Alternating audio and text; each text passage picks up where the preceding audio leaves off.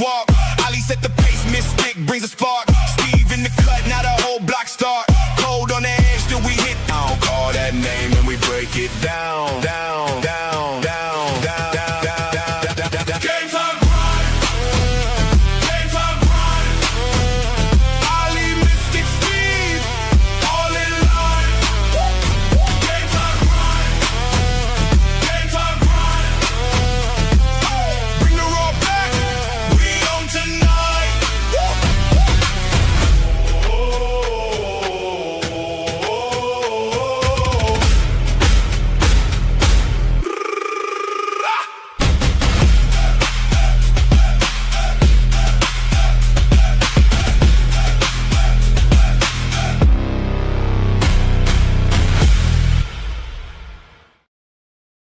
And everybody, welcome to a brand new episode of the Game Time Grind. I am your host, Ali the Persian. And yes, this is an Ohio State podcast. No, I'm just joking. It's not. I'll bring up the boys. What is up, Steve? What is up, Mystic? I thought I would be funny since we're talking about my Buckeyes. How's everybody doing tonight? No, we were the ones that were supposed to be funny. You know, he's over here stealing all the jokes, everyone. I don't like this. You're going to have to bully up on him in the comments or something today. Oh. Don't tempt him, Mystic. Don't tempt him. I already get it enough, even when I'm not live. I cannot tell you what happens in my DMs. I cannot. Hey, well, we don't want to talk about DMs, but we don't need to hear about them DMs, my friend. No, I'm just kidding. I'm doing well, man. I'm doing well. Happy to be here. How's Steve and yourself doing? Listen, there's a reason that the 4thand10U logo is the Ohio State colors. This is the home of the OHIO South. OHIO South. I love it. I'll take OHIO anywhere, to be honest. But 100%, that is not true. The colors are not that. We decided to do some research, and that was actually the best color fit based on our research, just to be fair. But 100%, everybody hit the like button. Subscribe if you're brand new. Today, we're talking about the Gauntlet. What is that? The Gauntlet is what Ohio State needs to go through, right, to actually make or break their season. And we'll be talking about the top 5 games tonight. And it's going to be really interesting. We're going to break down Ohio State, summarize them up, and then we're going to give you the top 5 games and why they're important and what could happen. We'll give you our projections. So to start off, everybody hit the like button, subscribe if you're brand new, turn on the notification bell. I see Jimmy Satterfield in here, Joe Rist already up in here. Bro, you got Michael K in here, Mystic, and then you gave him license to do that. You know what he's going to do. You know what's funnier than my jokes, though? You know what's funnier than my jokes? Those Buffalo Bills uniforms. Did you guys see that? Nah. Can shit, that's actually funnier. Everybody hit the like button. Who else we got in here? Looks like Joe Riz. The fact that they're playing in a toilet or that they're wearing Pepsi Cola jerseys. What is up? Joe Riz says he has Ohio State losing all 5. Yeah, it ain't gonna happen. We're gonna lose. Listen, this could be a season where you see Ohio State lose 2, maybe even 3 games, possibly. It's very possible, but I'm going to show you a different side that I think it might be more on the positive trend. Man, there's this other guy in here, Mystic. He always shows up every episode. Some guy named Dolphin Knight. Why can't he be Dolphin Day instead, like Ryan Day? Just going to say. Because them damn Dolphins are so fucking weak. I have to defend them because nobody else will. I have to be their knight. Oh, so you're the silver knight in shine, or what's it? What knight in shining armor or whatever? The knight in shining armor. I will save the Dolphins one day. Yeah, I get you. It's all good. It's all good. Everybody hit the like button. We got a lot to talk about. Let's get into some of the crazy news that's happened over the weekend. Did you guys see that the general manager of the University of North Carolina football team has been put on administrative leave, by the way? Did you guys see that? As of July 28th, the University of North Carolina has not publicly disclosed the specific reason that football general manager Michael Lombardi was placed on paid administrative leave. What we do know is that UNC announced that Lombardi has been placed on paid administrative leave effective immediately. Multiple outlets are reporting that the leave is connected to an ongoing human resource investigation involving a complaint. But the nature of the complaint, we don't know. This could be anything. He could have farted and it smelled really bad and someone got offended. That's as far as we know, right? We don't really know what the reason behind it was. I was trying to be funny there. Neither UNC nor Lombardi got that man out the building. What'd you say, Steve? I said Belichick got that man out the building. That's what happened.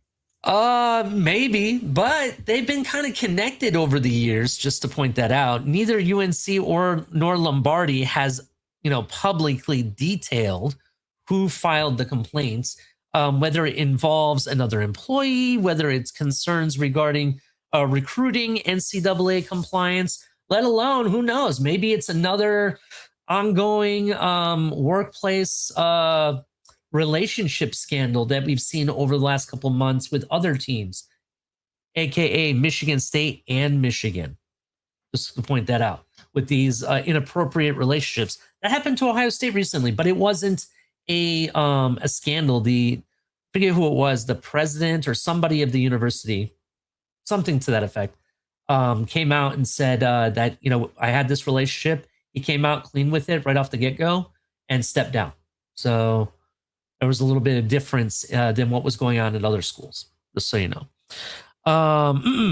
What is paid administrative leave? So people that are asking that, being placed on paid administrative leave is not a finding of wrongdoing. Basically, it's where teams will. Basically, it's where teams will. What's the word I'm looking for? They will essentially pay you, right, to be off while this investigation is completed. Does that sound about right, Mystic? That's kind of what it is. I was just going to say, just to make it easy for everybody, I mean, this can go in any type of situation. This could happen at your everyday workplace. And they literally just say, hey, you're going to get your paycheck, cool, but you're under investigation potentially for this. We'll let you know what we're going to figure out, and we'll go from there. So this is kind of preliminary stuff with it. Yeah, that's pretty much what it is. We don't know what it's going on. We don't know if it has anything to do with the football program. It could be anything, right? He has been one of the architects for Bill Belichick's NFL style front office at UNC with the roster management, the transfer portal strategy, NIL scouting, and the salary cap style scholarship management that they've been holding there. So there's that going on as well. So I don't know. What do you guys think about this thing with UNC? Is it really going to affect their program?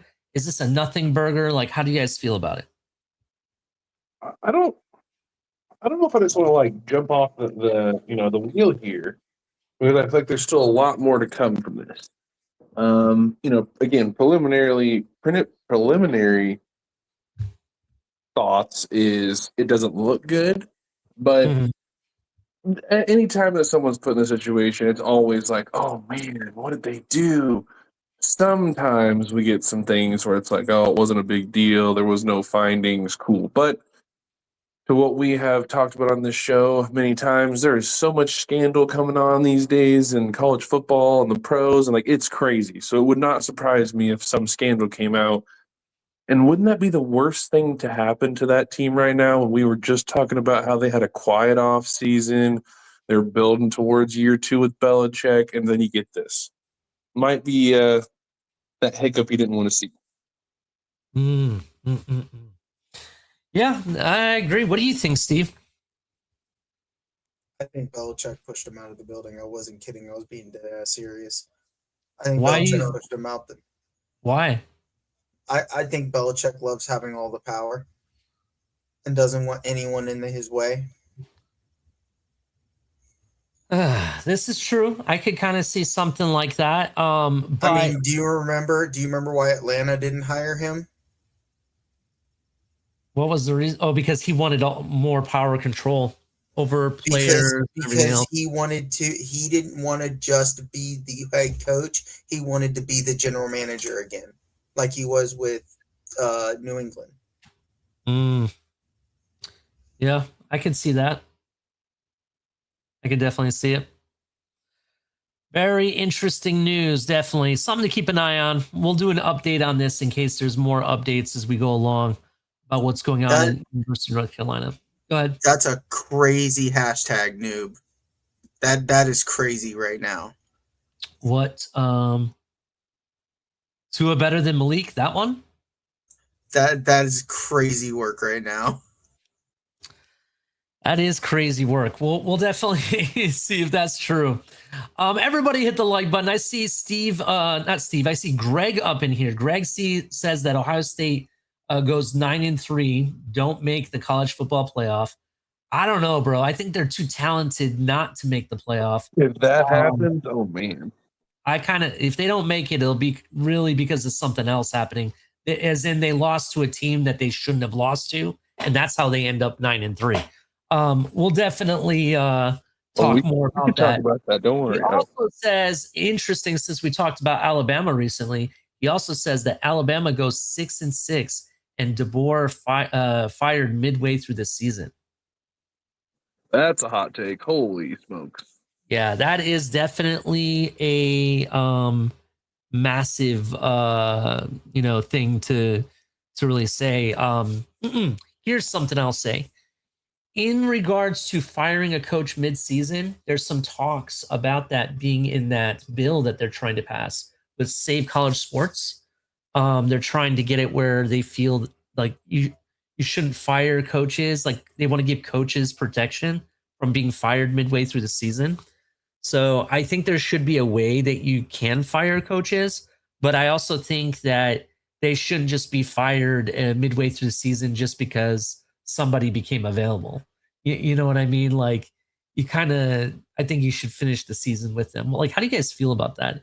Should teams have the right to fire their coach whenever they want? Like, how do you guys feel? I mean, yeah. What do you think, Mystic? I mean, I feel like that would just create so much issue. It's up to the organization to decide, do we really need this guy in here a whole season? Do we, are we to the point midway through we're done? I think that's just with any head coaching thing. I feel like sometimes people are okay with just letting them go through the season, then getting their new guy at the end of the season, so they don't have to do the whole interim thing and then deal with the possibility of having to interview that interim and then the interim not getting the head coach and then the fans are pissed and just a lot of other controversy you create, right? Absolutely. I mean, you create controversy, but that doesn't mean if you're trash, then you need to be fired. Like, it's the same thing with players. Yeah, I kind of agree with you. I think that if there's something that's detrimental to the team, maybe to the image of the school, maybe it's one of these illegal scandals that we see all the time, you should have the right to fire coaches, right? But let's say the team's having a bad year, they go 6-6. Is that grounds for being fired midway through the season?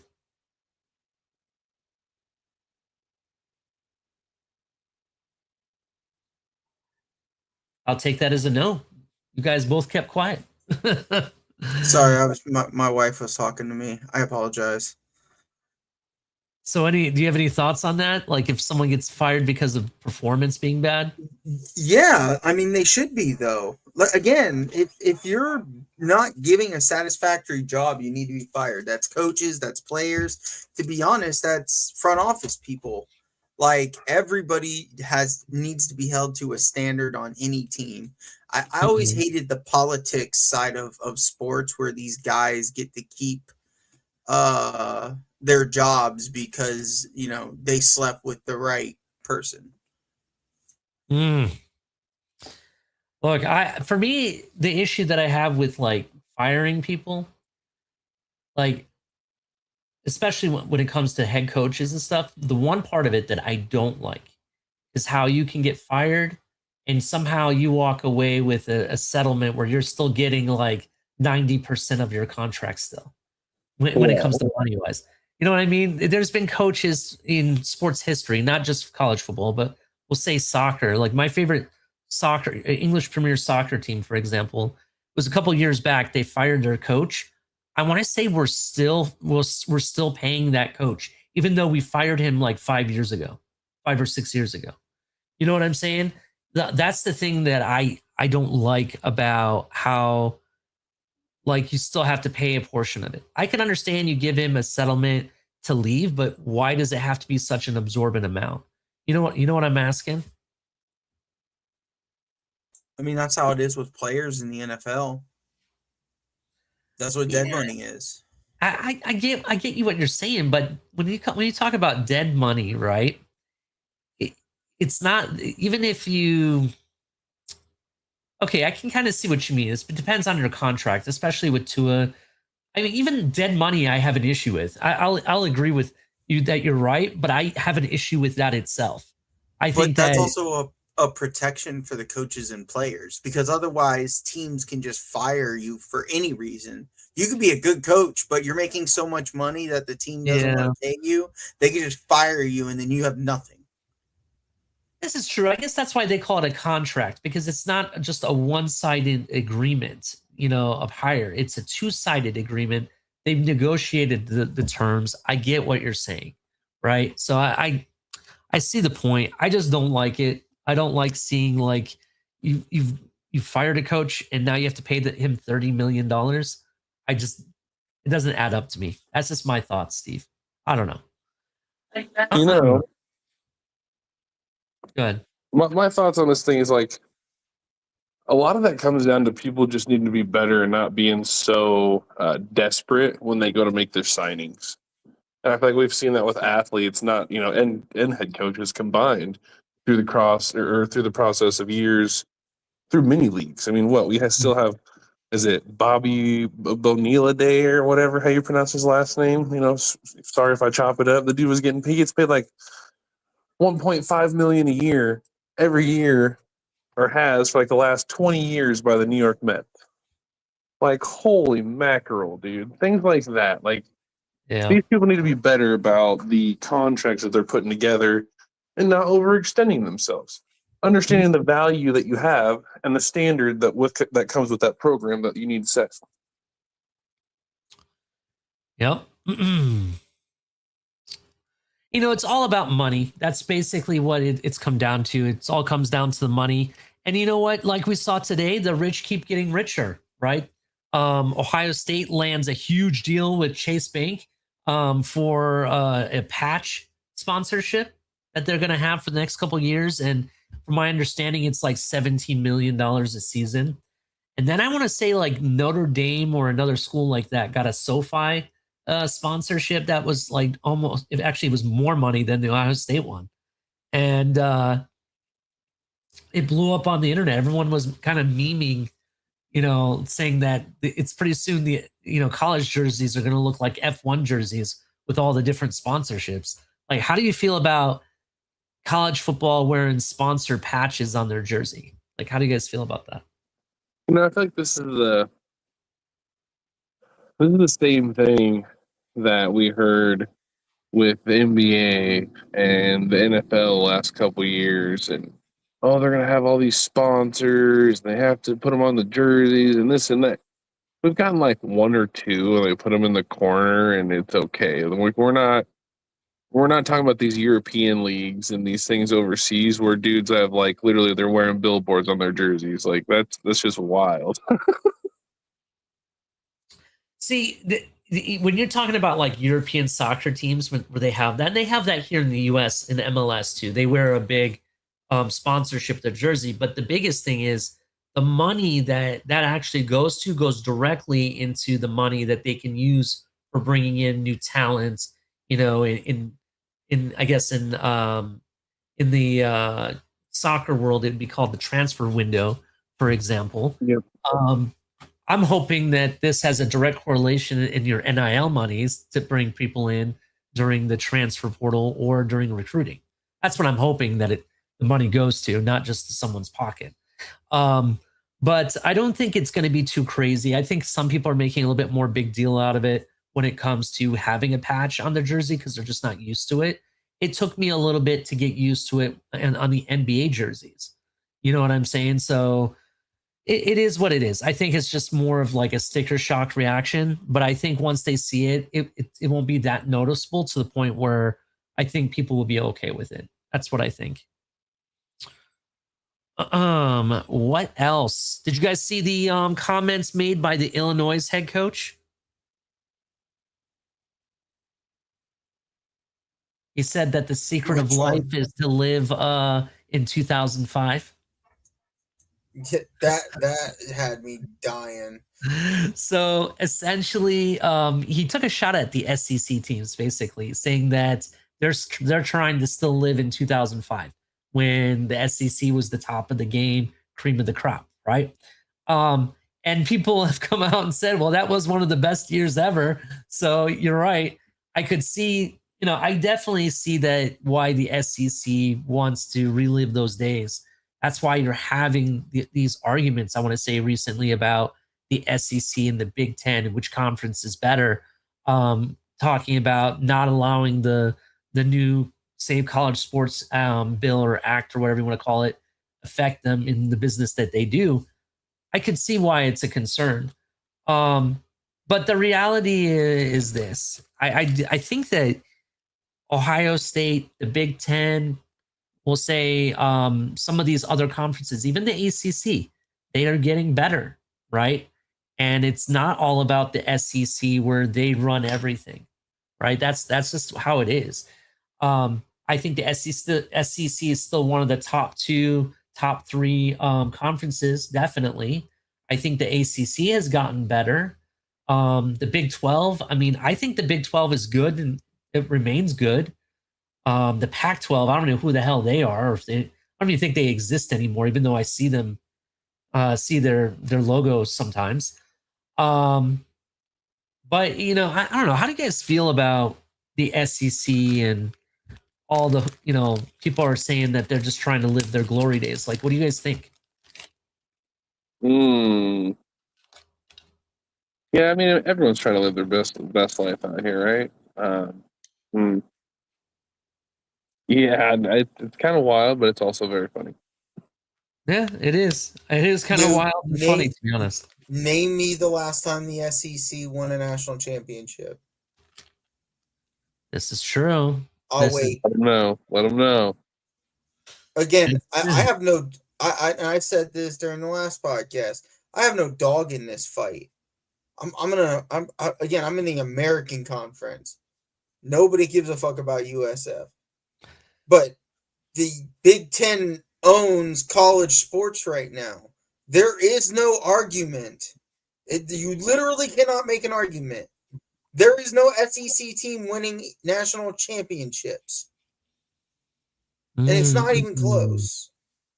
Yeah, I kind of think that's why we're hearing about it, because I think the SEC fans and the SEC legacy folks like, Saban and other coaches alike, I think they're saying stuff because they're threatened. They're threatened that their legacy won't mean anything. Listen, coach, listen, Nick Saban, if you're listening right now, you're still always going to be considered one of the greatest all-time head coaches of college football.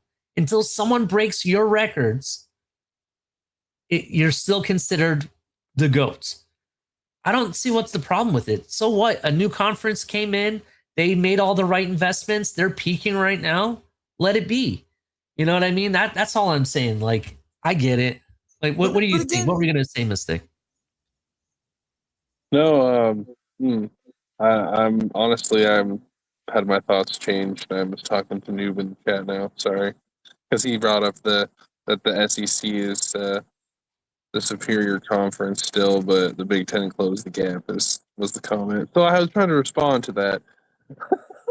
Oh, okay. So what did Noob say? Would you tell me what did he say exactly? The SEC is the top conference. Big Ten has closed the gap, but still falls short. Nobody else is close. Remind me, what were the two conferences in the national championship again? Anyone? Not the SEC. It was Big Ten and ACC, right? How about How about the semifinals? Who were the 4 teams in the semifinals again? And There what was one conferences were they SEC team, from? and it wasn't Alabama. So it was one SEC team, was it 2 Big Ten teams and an Actually, ACC team? yeah. Man, it almost feels like 3 of the last 4 champions have come from the Big Ten. Of the final 4, 2 of them were Big Ten. And now the national champions of the last 3 years are Big Ten.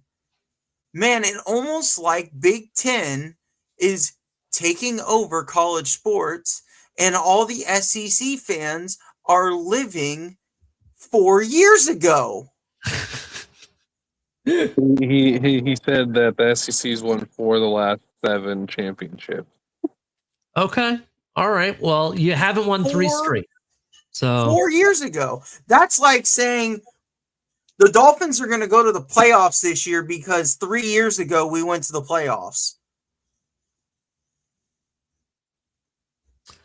He says that most of the Big Ten is buns, though. Are they really buns? I don't really think so. If you really look at it, I mean, look at what we talked about when it comes to dynasties, right? We talked about elite recruiting, right? Elite transfer portal recruiting, elite coaching. Let's not even do that. We talked about national championships. We talked about conference championships. We talked about the entirety of the program, right? Ohio State, we'll say Ohio State, Michigan, Oregon specifically, even USC. All those teams have had top 5, top 10 recruiting classes for years now. For years, it's been that way. So I don't know. For me, it's this. I'm kind of over the argument because they'll never let go. We'll never let go. That's just how it is. But this is what I don't understand. Yeah. If most of the Big Ten is buns, why has 3 different teams from the Big Ten won a national championship in the last 3 years? And not one, not 2, 3 different teams. I will tell you why. You ready for this, Steve? Uh-oh. Because, and this might be the issue that the Buffalo Bills have. They take note of what the SEC does. They're good during the regular season, and when it counts in the last 3 seasons, they haven't been able to get it done, bro. That's the reality. They've been absolutely great during the season, only to be shit during when it counts. Alabama did not deserve to be in the college football playoff. I'm going to tell you that straight up. They got their ass handed to them by Georgia, and they left Texas out. I would have rather had Texas there than Alabama, to be honest. That was a mistake. And you look at the other teams, I thought they were deserving. Georgia, obviously, because they beat the crap out of Alabama in the SEC championship game. We can go on and on and on. I don't want to argue too much about it because I want to keep the show moving, but that argument and debate, that just keeps getting bigger and bigger. And now you have people that are in higher places than you and I are at that are making comments, and that's why people are noticing, to be honest. So it is what it is. But I want to talk about a certain CC mystic, not the one that you've been talking about all day. In my opinion, the Hall of Famer Chris Carter. Okay, Chris Carter made some comments about a future. Well, he's already a Buckeye, but I'm going to tell you a future star on the Buckeye team, and it's not Jeremiah Smith, it's not Chris Henry Jr., and it's not Sayan either. It's Tavian St. Clair. And if the OG 4th and 10 fans go back to one of the first 2, maybe 3 episodes, I gave a whole breakdown of Tavian St. Clair. I even put up an article on X, you can find it somewhere, about Tavian St. Clair. In an interview, Chris Carter basically came out and compared Tavian St. Clair that he reminds him more of a Patrick Mahomes, right? Rather than a Justin Fields. So he's saying he's athletic. He's athletic, but he's more of a pocket passer like Patrick Mahomes is than the passer that Justin Fields was in college. Because you have to remember, Justin Fields in college and Justin Fields in the NFL are two different things. That's day and night. According to Carter, he looks like a version of Patrick Mahomes, really good athlete, can be dual threat, but is more of a pocket passer. Carter wasn't saying that Sinclair is Mahomes today. Instead, he was comparing him to Justin Fields. Playing style, the arm talent, the creativity, and the ability to extend plays. Essentially, the type of throwing style that Justin Fields had in college. That's a pretty big comparison when you're being compared to the arguably one of the top two quarterbacks in the NFL today. What do you guys think about that?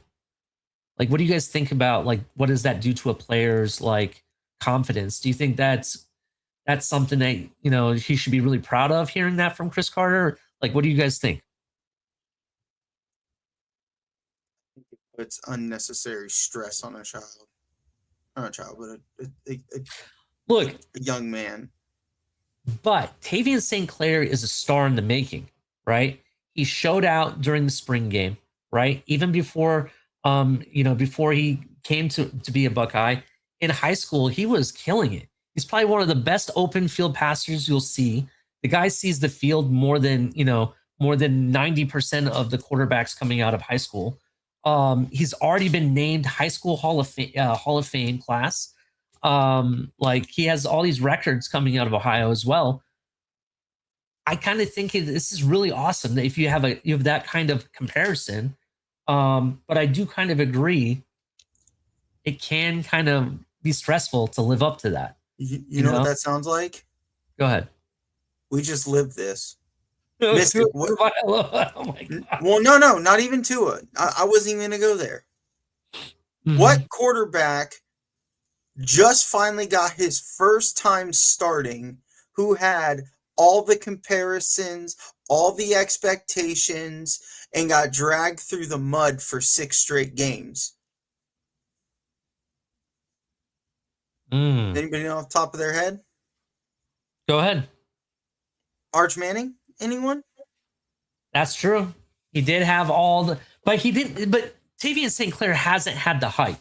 He's had the hype in recruiting because he was good, but he hasn't had the Arch Manning style hype. But I do understand your comparison there. But that's where this leads. When you start comparing them to certain players, like you start putting these expectations on these kids that just, it's not right. Like, let the kid show who he is. Yeah. Oh, looks like we got a donation on the TFTG side. Mr. Paul, thank you. Keep up the great work. Ali, Steve, Mystic, aka 4thand10U. Thank you very much. Appreciate that, Mr. Paul. Appreciate the donation. So, why does he think St. Clair is the future star? Well, Carter made it clear he expects Julian Sayin to eventually head to the NFL. I'm kind of in the process of thinking that after this season, he'll head to the NFL as well. We'll talk more about it when we break down the Buckeyes here in a moment. Yes, he looks like the next starting quarterback. If our guy Julian Sayin decides to leave college, the Buckeyes are going to be in good hands with him. Future NFL quarterback is what he's calling it. The lines up with how many around the program project Ohio State's quarterback timeline. You look at 2026, Julian Sayin starts. That's what they say. And then they say in 2027, Tavian St. Clair likely takes over. Why is he so high on St. Clair? Well, St. Clair has elite arm talent, pocket first mentality, which is kind of, that's something you really like in a quarterback, especially a pro quarterback. Athletic ability, NFL size. He's 6'4" from what I understand. Actually, let me check that. I have to verify that's accurate, because I had him listed slightly shorter. Let me confirm that real quick. Here it is. Wow, he is 6'4". I didn't know that. 6'4", 230 pounds, according to ourlads.com. What else did he say? He has the NFL size.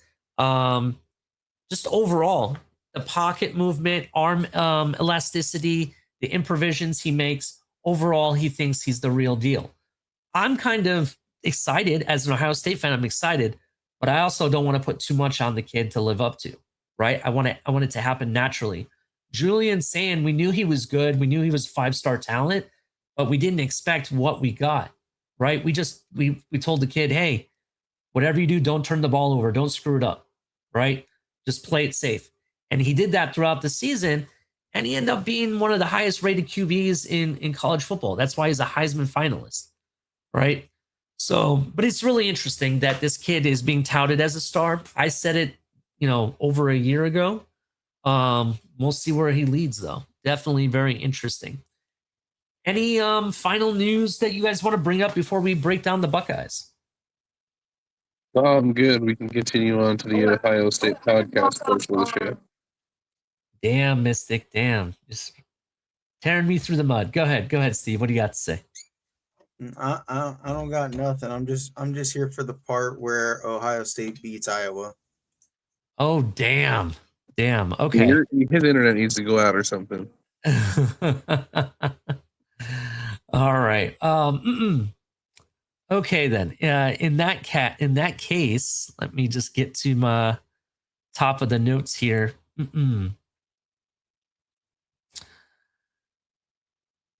What in the world? Here we go. Okay. So, Ohio State enters the 2026 season as a legitimate college football playoff and national championship contender. Because of that, everybody hit the like button. Subscribe if you're brand new. Turn on the notification bell. This guy. Level Noob says Ducks by 10. Maybe. And we'll get into that. We'll definitely break that down. But this is not simply a continuation of the previous year's team, right? Or even the national championship team, to be honest. The Buckeyes return two of the most productive offensive players in the country, both Julian Sayin, Jeremiah Smith, the only number 4 that matters, while replacing substantial NFL transfer portal losses, particularly on the defense. That's where you're going to see their biggest losses. The central question is whether Ohio State's rebuilt defense and offensive line can develop quickly enough to support what should be one of college football's most dangerous passing attacks. Ryan Day has surrounded the roster with NFL-heavy coaching staff. Former NFL head coach Arthur Smith takes over as the offensive coordinator, while Matt Patricia returns as the defensive coordinator, right? Both former NFL head coaches. Ohio State's official staff also includes Keenan Bailey, Tyler Bowen, Billy Fessler, Cortez Hankton, the wide receivers coach who was also with LSU for a good portion of time. As I believe he was with Malik Neighbors and some other top-end wide receivers at LSU, who's a hell of a coach as well. Stay tuned for that. And many others, right? You have guys like Tim Walton, even James Laurinaitis, the linebackers coach. So, and Larry Johnson also. So you have all this NFL, college, historically great players and athletes as head coaches and stuff. You know it's going to be good. But the Buckeyes schedule, in my opinion, is what I call a contender schedule.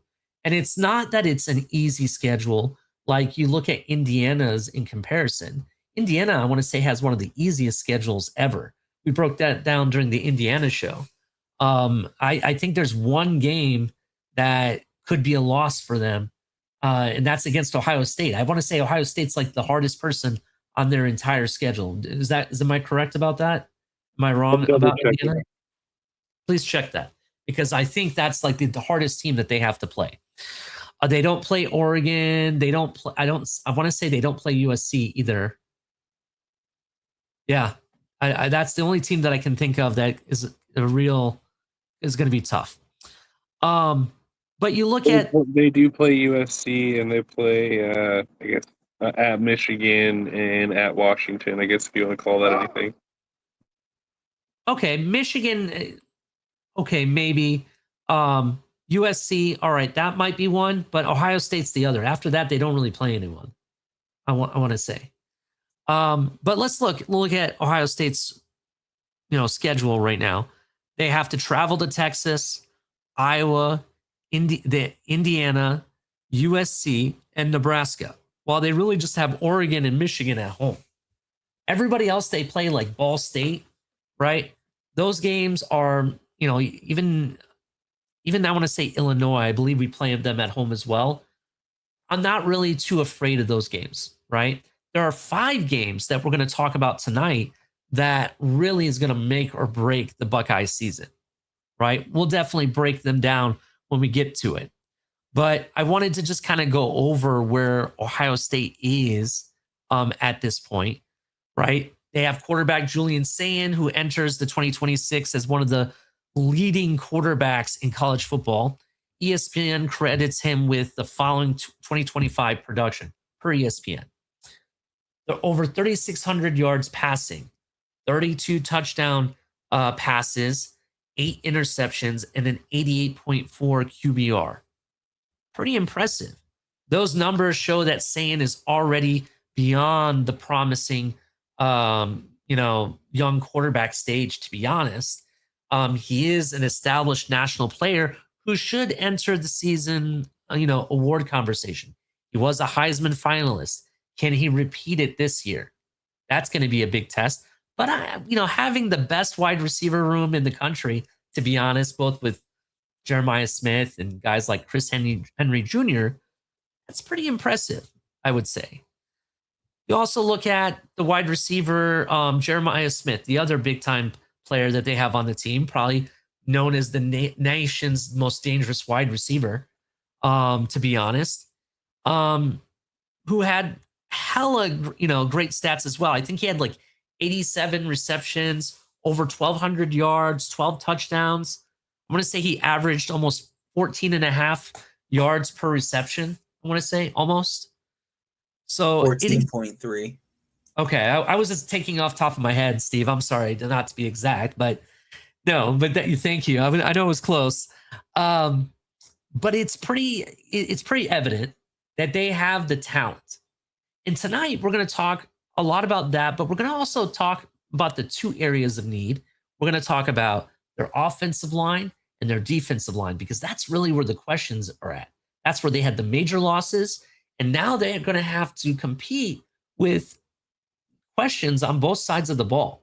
And in the Big Ten, you survive it through the trenches. Those are the facts. Steve, Mystic, what are you guys' thoughts initially about the Ohio State program and where we are today, without really breaking it down yet, but just kind of give you your general thoughts? So, just looking at everything as a whole, to your point, all the talent in the world on offense.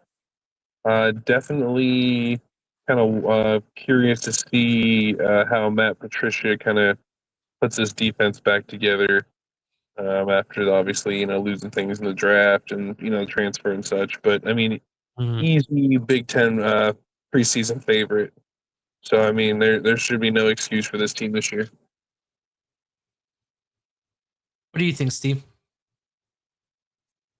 I just don't know what they're going to do without the generational player, Will Kazmarek. No, I'm just kidding.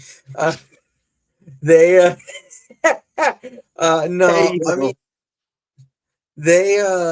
definitely a team that has high expectations, in my opinion. So we'll talk more once we get to that. They have a lot of talent, and I would imagine as a team, they're unsatisfied with where things ended last year. So I think as a team, you're going to see them really put in the work, which we'll get into more what that is. But they got a lot of upside, and we're going to definitely go through that. Look, I definitely agree with you. But just going back to 2025 real quick, Ohio State had arguably one of the most talented teams in college football. the problem was not that they weren't talented. They could definitely get it done, even against the bigger teams. It's just that they weren't tested enough in the season against Indiana's or the Miamis of the world, right? They didn't get, a team that could literally stand toe to toe with them until that Indiana game. And it was almost like they didn't have the experience that the team needed with a lot of their star talent. Even the offensive line, like if you're a Buckeye fan, there's two sides of the fan base. There's a section of the bleachers that think that the Ohio State offensive line is a big question mark, really worried. Oh my God, what is Ohio State going to do? We don't have the offensive linemen. And then there's another side of the fan base that kind of is like in between, right? We still have talent. We have a very talented roster. We're going to break down that offensive line as well. And after watching like hours of tape, I want to say, I watched hours of tape recently. I've gotten everyone's point of views and read a lot of different articles to kind of formulate my own opinion. I kind of feel like I think it was a matter of like certain outcomes just weren't executed right. I think it was a matter of execution. When you're playing against a tougher defense, I think some of the athletes or the players just didn't know how to execute or be wary of certain looks that they may get. And I think that kind of hurt them throughout, the postseason, being the Big Ten championship game and then the loss to Miami. There are times even during the Miami game or even the Indiana game where you could see them be able to run the ball. I've argued here that our issue is that we didn't run the ball consistently and dominating enough, right? But looking back at it, it's not because we didn't have the running backs. It's actually just because of how the offensive line was executing. That's really part of the issue. So we'll definitely get into that as well. So everyone hit the like button. Let's get into this roster and kind of breaking down where we're at. So I mentioned Julian Sand. They also have Tavian St. Clair is going to be your bona fide backup. Those are the two names that you're going to really look out at the most. Both have elite arm talent, can place the ball anywhere. I'll even say with Julian Sand, he's probably one of the coolest. And when I say cool, I'm talking about he doesn't get like scared being in the pocket. Really cool. It's not really stressed out. Nothing really stresses him out. Even if the play doesn't work, he doesn't freak out. Keeps his calm. Kind of reminds me of Jalen Hurts. Kind of like that kind of mentality when he's coming on and off the field. But you have him, right? If he can be anywhere close to being as effective as he was in year one, I think you're going to have a really good season, especially in the receiving side if you're a skill player. Then you look at the running game, right? You have guys like Bo Jackson. Bo Jackson is a legitimate explosive superstar on this team. He has the acceleration to produce chunk plays. He may be the most dangerous home run hitter on the roster. His development in pass protection and route recognition will determine whether he can become a complete starter. I think he's a complete starter now, but that's just my bias, to be honest. But if you watch the way he hits the holes, he doesn't actually like kind of guess, like takes too much time to guess where he wants to go or be wishy-washy with what he wants to do. He picks a hole and he just hits it. He hits it real hard and he sticks with it. And a lot of times throughout the season, it was breaking him 10, 15 yards, even a home run. We saw it happen. You have other guys on the team like Isaiah West or even Anthony Rogers is another name to kind of keep an eye on. Anthony Rogers adds speed, open field ability. But there's a name on here, future star on this team. He's going to probably be a star this season, to be honest, because I think he's one of those freshmen that could break out if he gets the right amount of touches. Freshman athlete, Legend Bay, could be deployed as a hybrid. I guess you'd call him like a scat back. Is that what you call him, Steve? Yeah, kind of. I mean, like what people thought of like Darren Sproles. Yeah, but Legend Bay has an interesting background. He's actually more of he was in high school, he was a mobile quarterback. that they could just give him the ball and he would just run and take it all the way to the end zone, right? That's a lot of the highlights I saw of him. So I do expect him to play like a wildcat option type of running back or scat back, that I think they can just direct snap to him and watch him run to the bleachers. I think that's what you may see. So my question is, are you going to see the next step of Bo Jackson in the running back room? Are we going to see the breakout of a star in the making with Legend Bay? What are your thoughts on the running back room for the Buckeyes?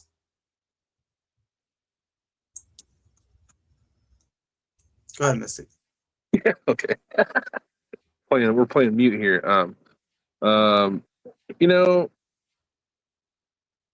to your point, I mean, you kind of said it right there the way you asked the question. One or two of those things is going to happen. Either Bo Jackson's going to continue to be the guy, and he's going to ascend, and he's going to become, that next, top tier running back you want to see, or he's going to miss the opportunity, and Legend Bay is going to understand that, and he is going to jump on the scene and take over that role. Like that's it. There. I don't think there'll be no in between. I don't think he can take it over from Bo Jackson. I'm sorry, it's too soon. Bo Jackson he's that good. He's almost the total package, to be honest.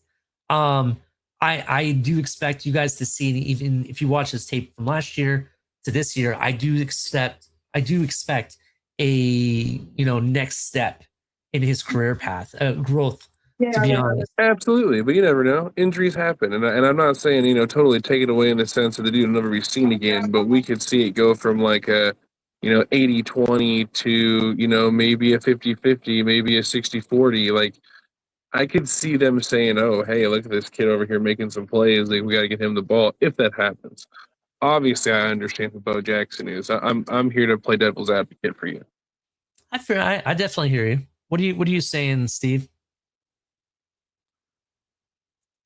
I think that Bo Jackson has to play a lot better than he did last year to keep Legend Bay from taking that spot, or even Jacoby Jackson, right? Like he's got some burners to him too. I mean, it wasn't so much last year, but the 2 years ago, like there's a chance, right? We'll see. I think sometimes people look at size and they underestimate what a player can be.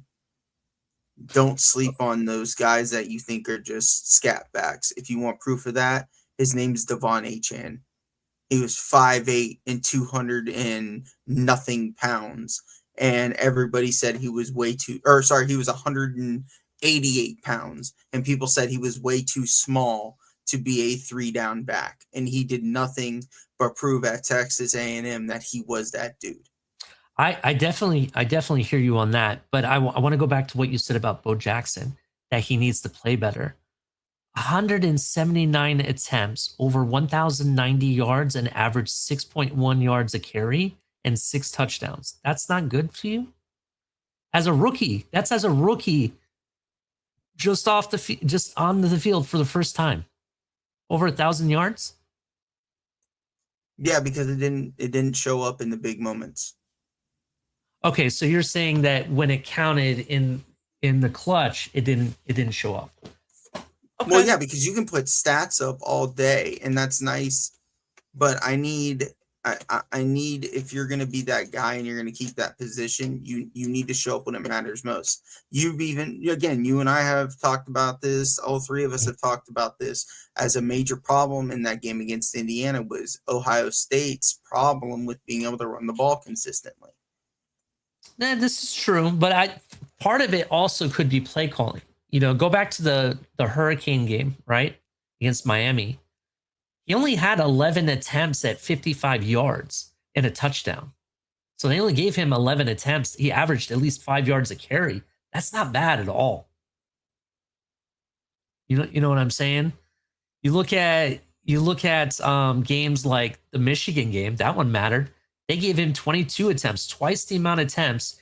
He averaged 5.3 yards and 117 yards total. right? He also had 4 catches at 49 yards.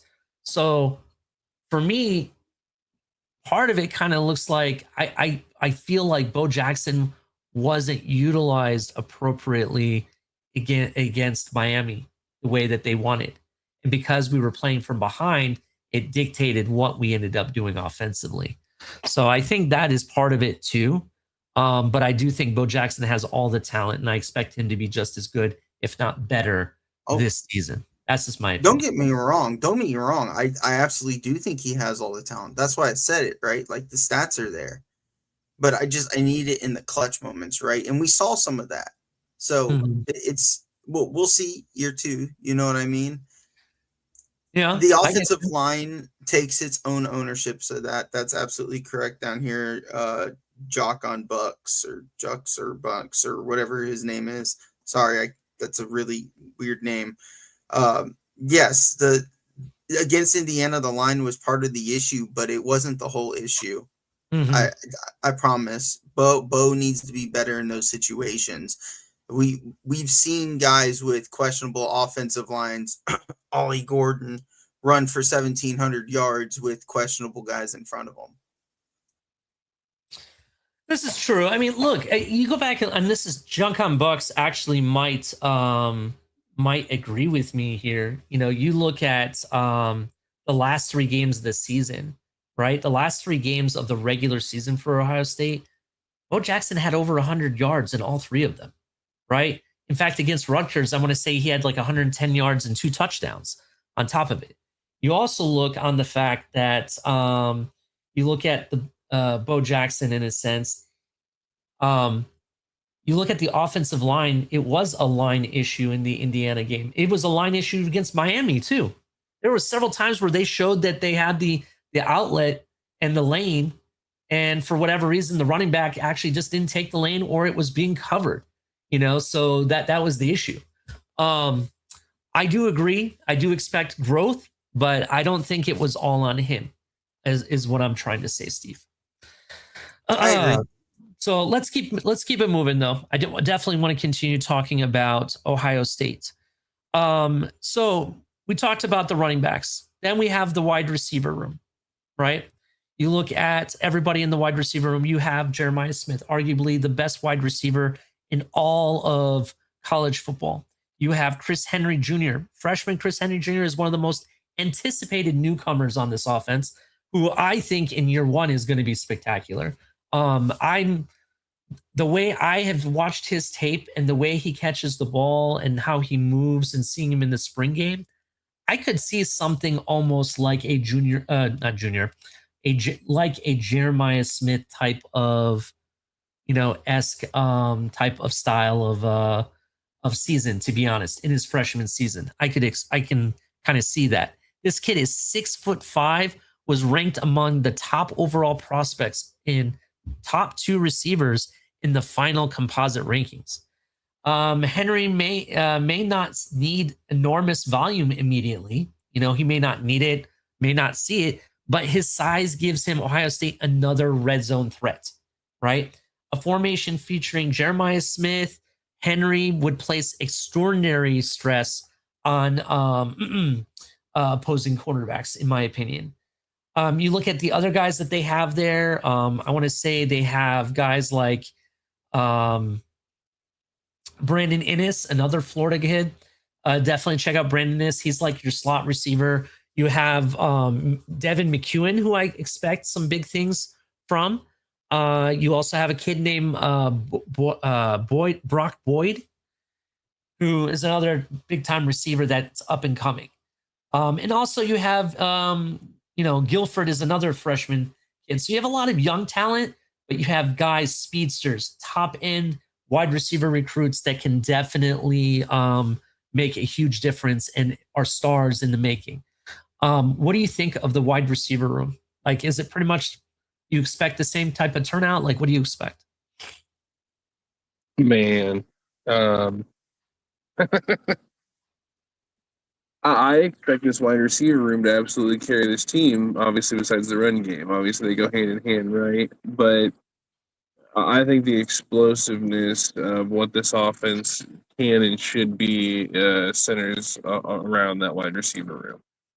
There's so much big play capability from receiver to receiver that it's unreal. So I absolutely expect those dudes to ball out this year and put Ohio State, in a good position to win some games. Yeah, I definitely agree with that. What do you think, Steve? I mean, the strength and the build of Ohio State is around its wide receivers, right? Mm-hmm. We said it in past shows. I think they have arguably the best wide receiver, not just trio, but room as a whole, right? Getting Chris Henry Jr., having Jeremiah Smith, having kids like Brock Boyd coming in, even going to get like Kyle Parker and having Brandon Ennis still there as a solid contributor on both special teams and on the actual offense itself, right? Like, yeah. And then you add on top of that, like you brought in because it goes to the receiver room, right? We just talked about the options of the running back as receivers, right? Mm-hmm. So the team's built their offense around the ability to pass the ball and take advantage of the mobility of its quarterback to play outside the pocket. So it's absolutely its strength, and it's been its strength for years.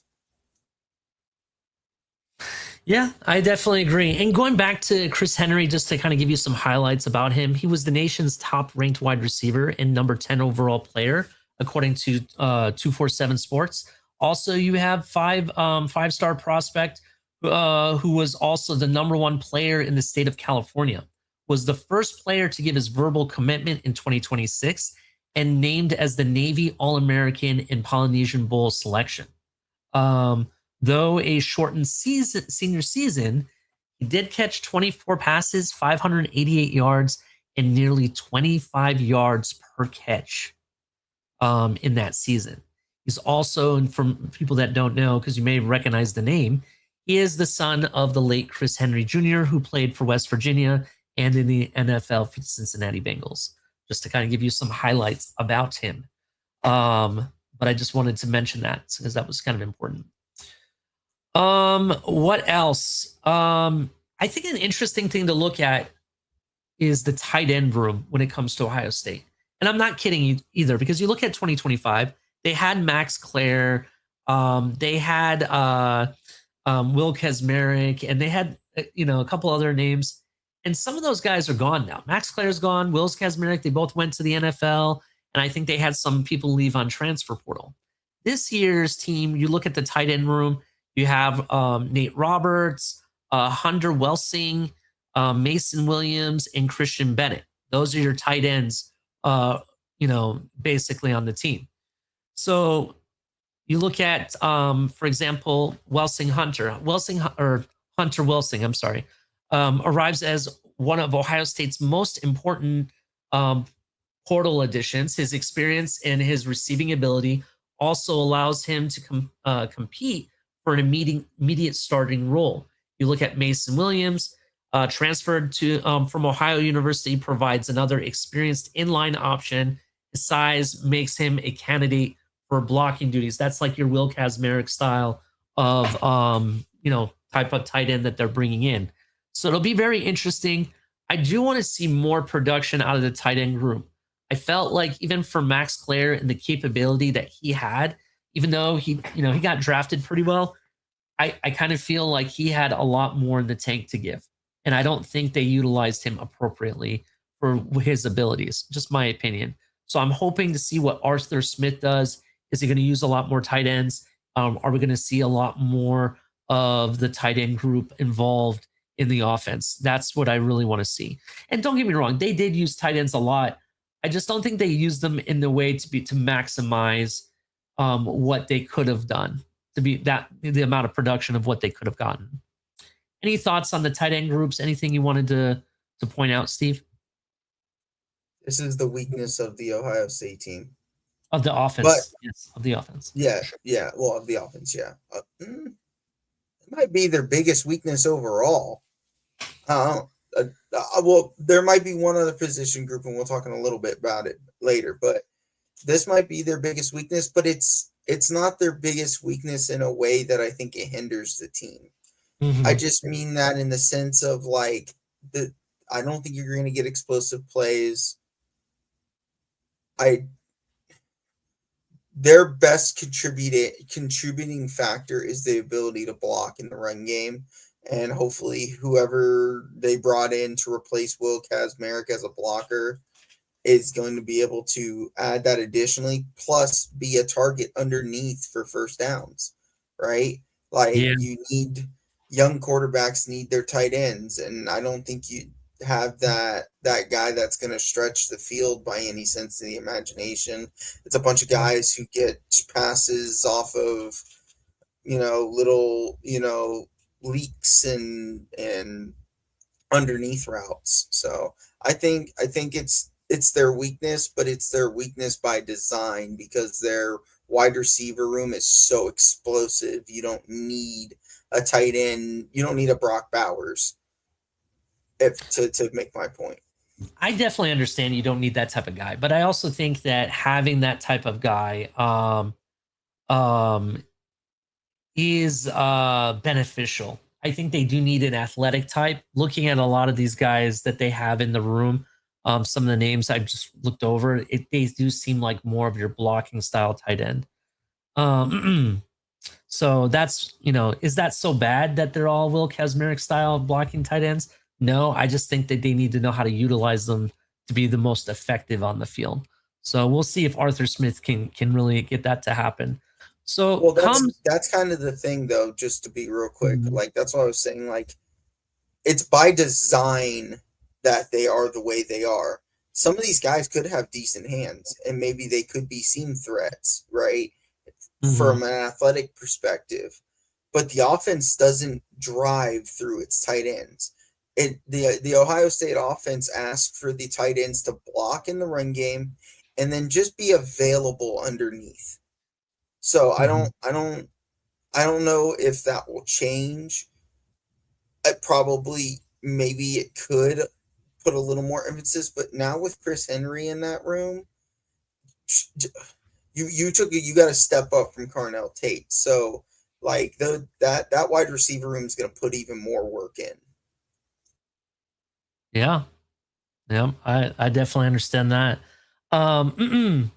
So let's talk about the offensive line, because that really, to be honest, in my opinion, is one of the biggest issues, right?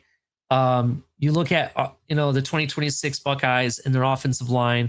They have some returning talent, right? But now it kind of looks like the starting line is going to be Ian Moore, Luke Montgomery, Carson Hintz, Austin Siriveld, I think that's how you pronounce his last name, and Philip Daniels. That's what looks like your starting offensive line. On paper, still hella talented, but they have question marks. How they performed in the last 2 games of the season really kind of put a spotlight on them. And it's kind of, for some people, it's concerning, right? I'm trying to stay positive, to be honest. I really don't think that they don't have the talent to perform. But this season, in which we're going to get into, is really going to test them. This is going to be that testing and that experience that they definitely need to peak later in the season when it counts the most. Right? You have guys like Carson Hinsman, who returns as the anchor after starting multiple seasons and provides outstanding communication and protection calls. Luke Montgomery, one of the best guards that they have, is one of the most experienced interior linemen in college football and is expected to be an all Big Ten candidate as well. Austin Siriveld has developed into one of the nation's most versatile linemen after playing both guard and tackle during his Ohio State career as well. You look at guys like Ian Moore, Philip Daniels, they're going to be filling crucial roles, right? You look at, Moore, for example, he has elite upside, but he's going to face a steep learning curve, protecting quarterback Julian Sain's blind side. to give you an example. Phillip Daniels is projected to take over the right tackle position, giving Ohio State another talented but relatively inexperienced edge protector. That's kind of the question mark. Those are the issues that we have. Hella good talent, just not experienced enough. And that's what is really going to be something that we're taking a look at during the season. So they may not have all the veteran depth in 2025 championship, the 2024 national championship line, but the talent ceiling remains extremely high. The question is, can Moore, Daniels, and the rest of the offensive line create rhythm and continuity and actually develop into that championship contending offensive line? That is the question. What are you guys' thoughts on the offensive line? So I got this is another. I guess I have some orders of if there are any questions about this team. I think this is also on my list of possibilities and things to look out for this year. But the fact that the entire offensive line returned, I mean, it's not really on my again, like I said, it's on the list just to see when it's going to come out. Are they going to come out and be better, or is this line just going to kind of stay the same as it was last year? If this line comes out again, being the entire line, having that chemistry, and you can take a step forward, you're going to have a pretty nasty problem, because again, that offense will be able to do exactly what you want. Stan will be comfortable. The run game will be there. Like that again, that offensive unit should just thrive.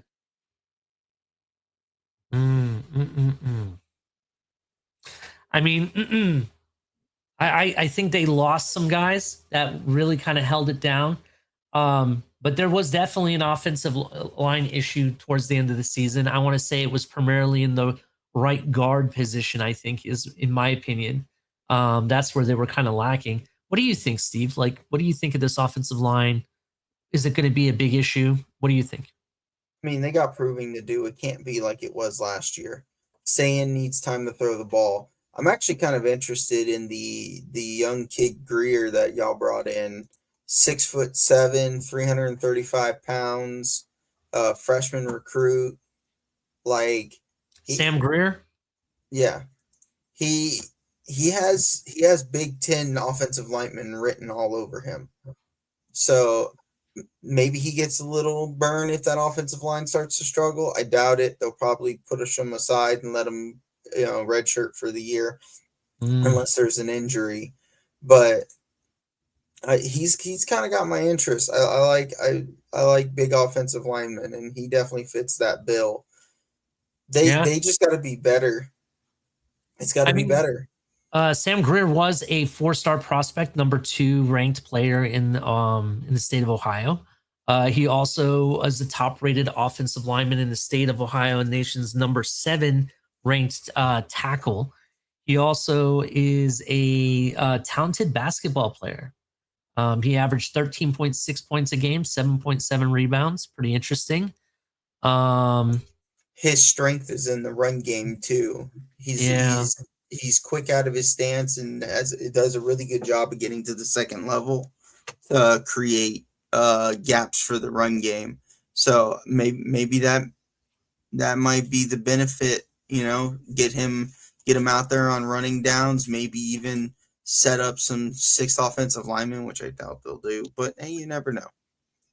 Yeah, it'll be very interesting. One thing that I do want to say is that I don't know how much this offense is going to change. I don't expect this offense to change very much, to be honest. I think that the offense is going to stay relatively the same. But I do expect under Arthur Smith and knowing Ryan Day and the coaching staff and what they took from last year to this year, I do expect much better execution. And you better believe they're going to coach the hell out of these players.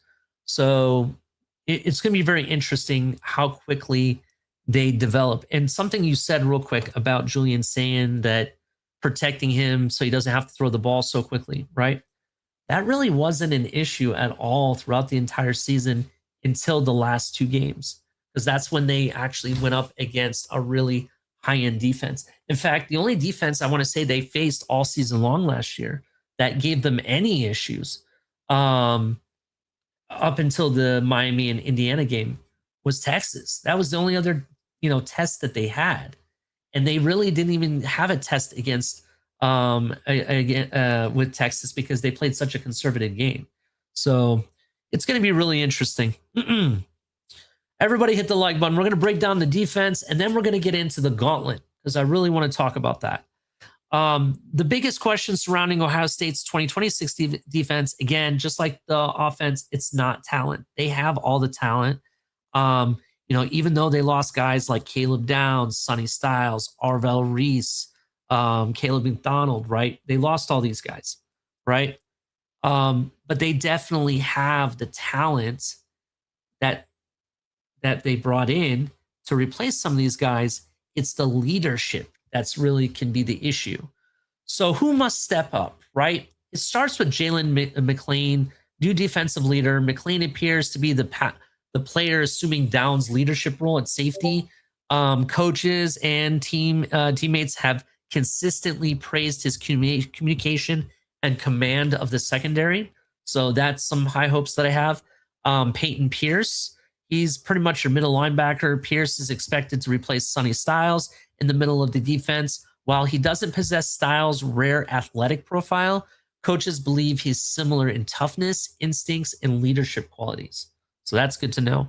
Earl Little Jr., veteran transfer. I believe he's a Florida State transfer, to be honest.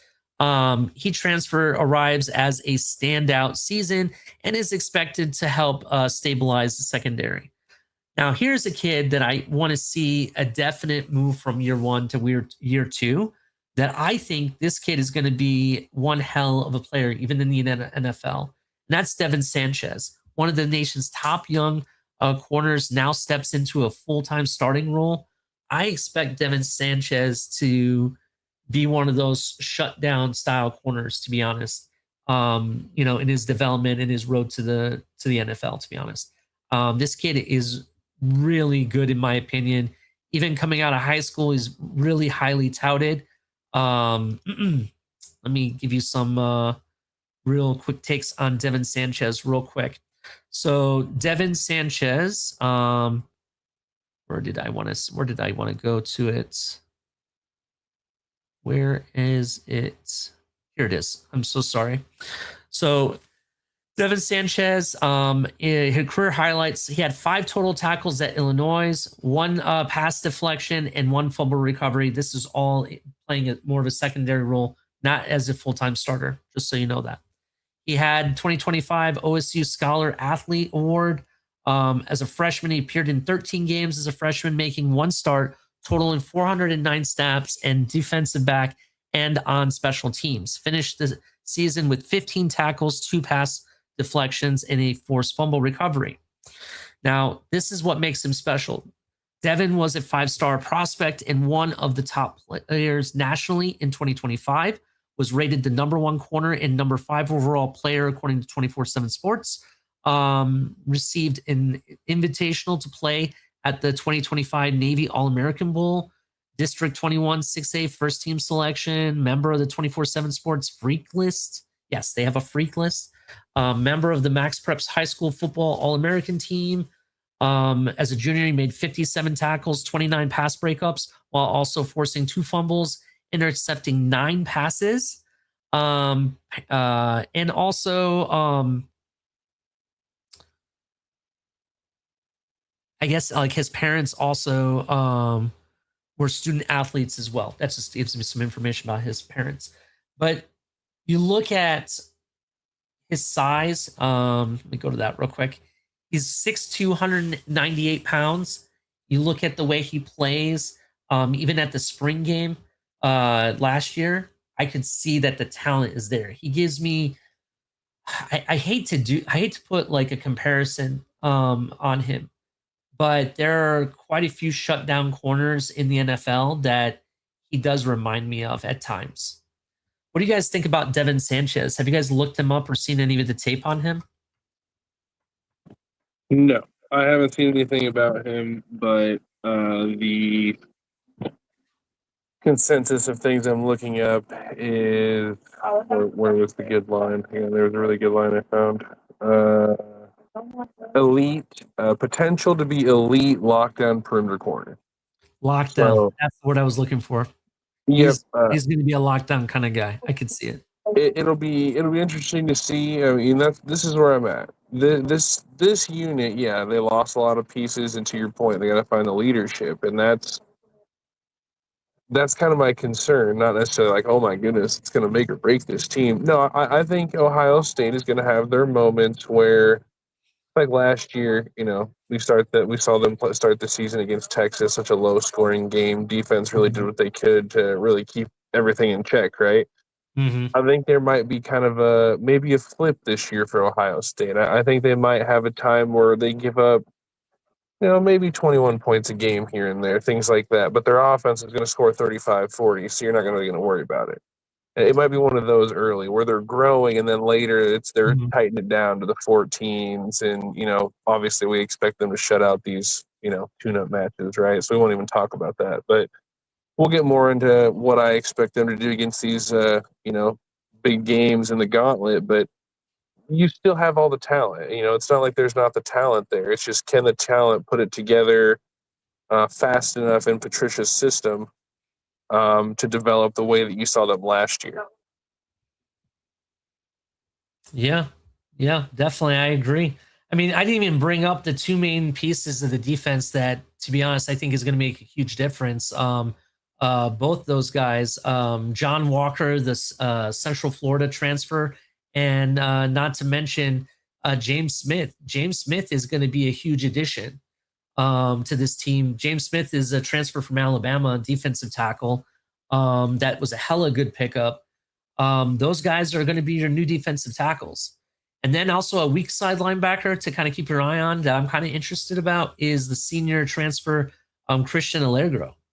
He's a guy that I kind of excited about. He went to Wisconsin last year. If you want to look up his tape, he has. I think he's going to be very interesting this year. Steve, I know you're chomping at the bit. What are your thoughts on the defense? Well, I said this to you earlier. You lost Noah. Almost said Noah Igbenogany. Holy crap! You lost Igbenosin, right?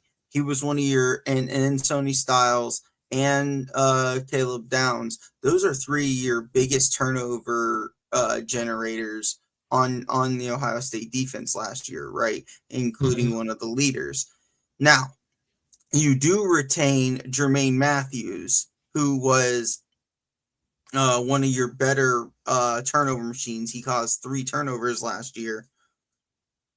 So you at least have him. You got your new lockdown corner on the other side. So you have 2 good corners, right? And then they brought in a 5-star linebacker who caught my eye, in Sincere Johnson. I mean, technically they brought in 2 linebackers, but he was one of the big commits out of this class. So we'll see what they how they kind of morph things around. The secondary is going to be an interesting set of new players mixed in with some of the guys that were there last year, and see if they can get back to that top 3 defense that they had last year. My bigger question is less about the DB room, and it's more about the edge room. Who's gonna take up Caden Curry's spot and generate the sacks and tackles for loss that he had? Yeah, that's a good question. I mentioned you had. There's also Bo Atkinson. That's a guy to kind of keep your eye on. He's the transfer, I believe, that came from North Carolina. It's going to be really interesting. And also, I didn't even mention Kenyatta Jackson. He's another defensive end. He's a South Florida boy. He's actually right here from South Florida. Kenyatta Jackson is a hell of a player. He was really good last year, and I think he's one of the few people that we have that's going to bring leadership, but also be still really good at his craft. It's going to be really interesting. This defense, to be honest, Great. They have a hell of talent. Are they going to be able to replace every single guy that we had last year that we lost? No, I would say no, but we don't need them to. We don't need them to. What I need this defense to do, I don't even need this defense to be a top 4 talent, right? What I need this defense to do is really just helps us survive this gauntlet of a season. What does that look like? Slow down the defense, right? Contain the run game, keep everyone in front of you. That's what I want. Do I need this defense to be a complete shutdown of everything? No, but in the clutch moments, I do want to see something, come out of, off the field and feel like they really definitely made a play. But do I expect it to be what it was the last 2 years at defense? No, I don't. I don't think that's going to happen, but we'll see. We'll see what happens. I think the key is going to come down to that defensive line and the offensive line. I think that's really where this differences on this team is going to be made. So what does that lead us to? That leads us to talk about what we expect from this season. We already know this team has the elite recruiting, the transfer portal, and everything. We bring in 5-star talent. We already have Jet Harrison already committed to the Buckeyes. I want to say there's another wide receiver, 5-star talent wide receiver that's already committed. People have questioned at running back. What are we going to do at running back? Well, we have guys coming down the pipeline. In fact, at running back, Gabriel David George, or I'm sorry, Gabriel. Oh my God, I can't even think of his name. David Gabriel Georges. I'm so sorry. Had a moment. Tennessee recruit. They committed to Tennessee. Yeah, we lost out on him, but is everything all done? No. We have tons more talent coming in. In 2028, we have a running back coming. He wasn't even going to get to play till 2027. When you think about it. So I'm not too worried about that. So we know they have all of that. So what's going to make the difference this season? This regular season is going to be nuts. So let's get into it. So Ohio State, right? When you look at their season that they have ahead, let me bring up I hate when I'm at a certain point in my notes and then it drops me down to the bottom. So looking at the roster, we know they have the roster. So Ohio State must play, I mentioned before, Texas, Iowa, Indiana, USC, Nebraska away, while they play Oregon and Michigan at home at the Horseshoe, right? The Buckeyes only open week comes in October 24th, directly between the road games at Indiana and USC. That's the only bye week that they have. So what are the top 5 games? I'm going to go ahead and tell you, we're going to start at number 5.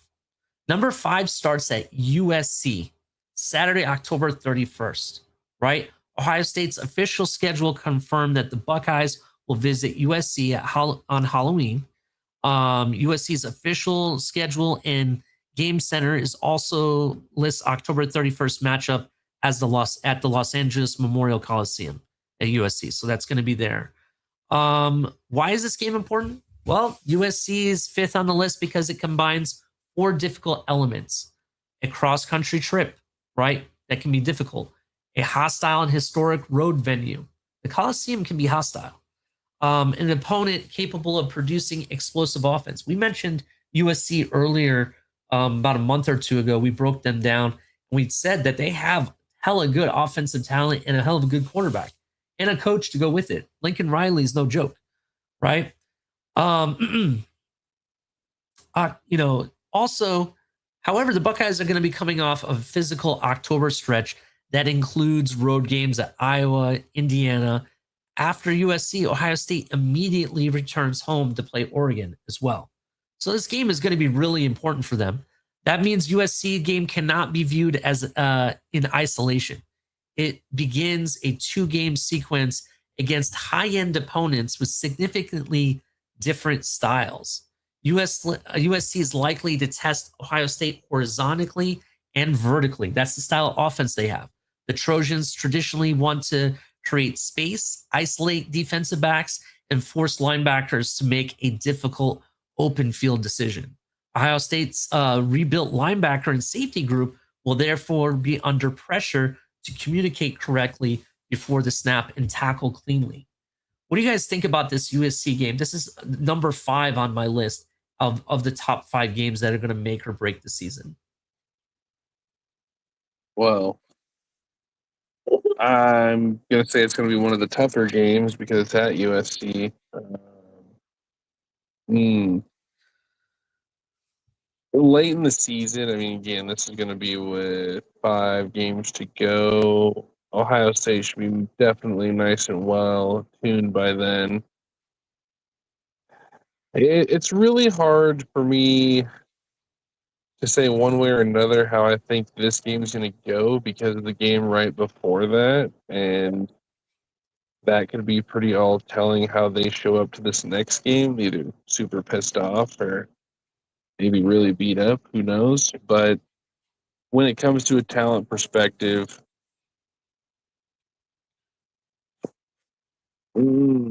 obviously Ohio State's Ohio State, right? USC, we talk about these things. It's going to be which quarterback doesn't make that mistake. If I'm being honest, it's going to come down to which quarterback doesn't make that big mistake. I think both of these teams are very, very going to be very well coached this year, and both of these quarterbacks are going to want that game. If Sand can go into USC and take that from Maava, though, I think that'll more than propel him into that top end of that Heisman race again. I think he can absolutely have that Heisman season too. I can see that. What do you think, Steve? We talked about USC being one of those teams that could be a lot better this year with the talent that they collected on that. I think it's definitely a concerning game if Ohio State's not on their P's and Q's with the ability to run the ball. That offense will get at putting points up. Look, for me, there's a path to victory for the Buckeyes. It starts by running a run directly at USC's defensive front, continue to run, use long drives to limit the Trojans' offensive possessions, force USC to execute, avoid turnovers, and make USC defend Smith from multiple alignments, right? I think that's how you do it. You don't allow explosive touchdowns, right? You keep everybody in front of you. If you don't run the ball, you're not going to win. I mentioned you need to find a way to effectively run consistently. And the defense repeatedly misses tackles. That's what I think is going to end up happening if they were to lose. But I think they win this game. I think they have the offensive advantage. They have Jeremiah Smith. They have Julian Sand, quarterback that can lead them. They have Chris Henry. They have Bo Jackson, tight end routes behind aggressive linebackers. They have the route tree. Do they have the tight ends? That's kind of questionable. But I think they have everything else going for them on the offensive side of the ball. We're talking about Smith, who has over 2,558 career receiving yards and 27 touchdowns, right? If they play Smith at a single quarterback, I'm going to tell you Smith's going to eat that up all day, and Julian Sand's going to be able to give him the ball, right? So it's going to be really interesting what happens in this game. But just to kind of give you my early projection, I think it's going to be hard fought, but I think Ohio State walks away with the win. That's what I think what ends up happening. Any thoughts on that before we move on to the fourth biggest test on this offense or for this team? My only nugget would be, as much as attention as they put on your star, me in names, your star receiver, Jeremiah Smith. As much as attention they put on Jeremiah Smith, they cannot allow Ohio State. It works in their favor, but USC's got to be careful to not put too much on him, because Chris Henry will go off, and he will make them pay for allowing all this coverage to one guy. Remember last year during we talked about it just before the Miami Ohio State game, who was going to step up when they took away Malachi Tony. And we talked about CJ Daniels. And we talked about Carnell Tate stepping up for Ohio State. Who was going to do it? Chris Henry's not Carnell Tate. He's better than him. I do think he can be better than Carnell Tate. Yes, I agree with that. So that's even more of a fear now for teams facing you guys. They can't just put everything on one guy. They have to watch out for two, because Chris Henry will make you pay. I'll argue that Brandon Inniss will make you pay, but he's like one of those exo factors, right? I don't think he really got tested enough. And going in after facing like Indiana and Texas earlier in the season, in this scenario, I think he'd be tested enough to be able to perform against a USC.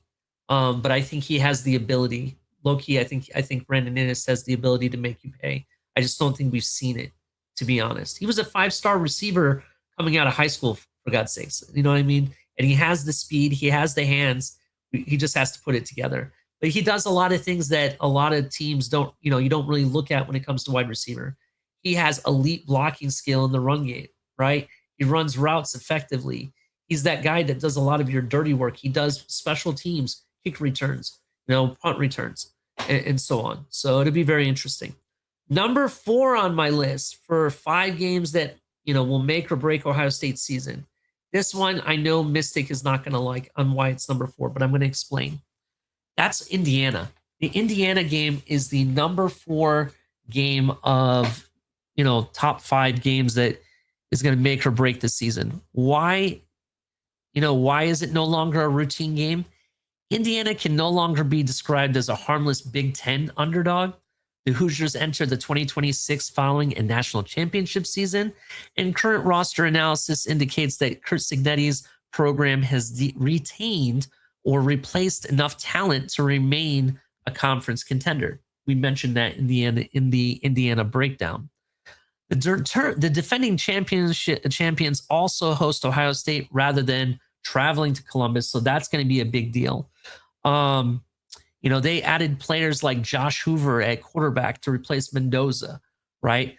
They have guys like Charlie Becker, and just to repeat, Charlie Becker, for the Indiana fans that felt that I didn't say Charlie Becker's name enough in that episode. I thought it was funny with some of the comments I got, so I had to make sure I said that.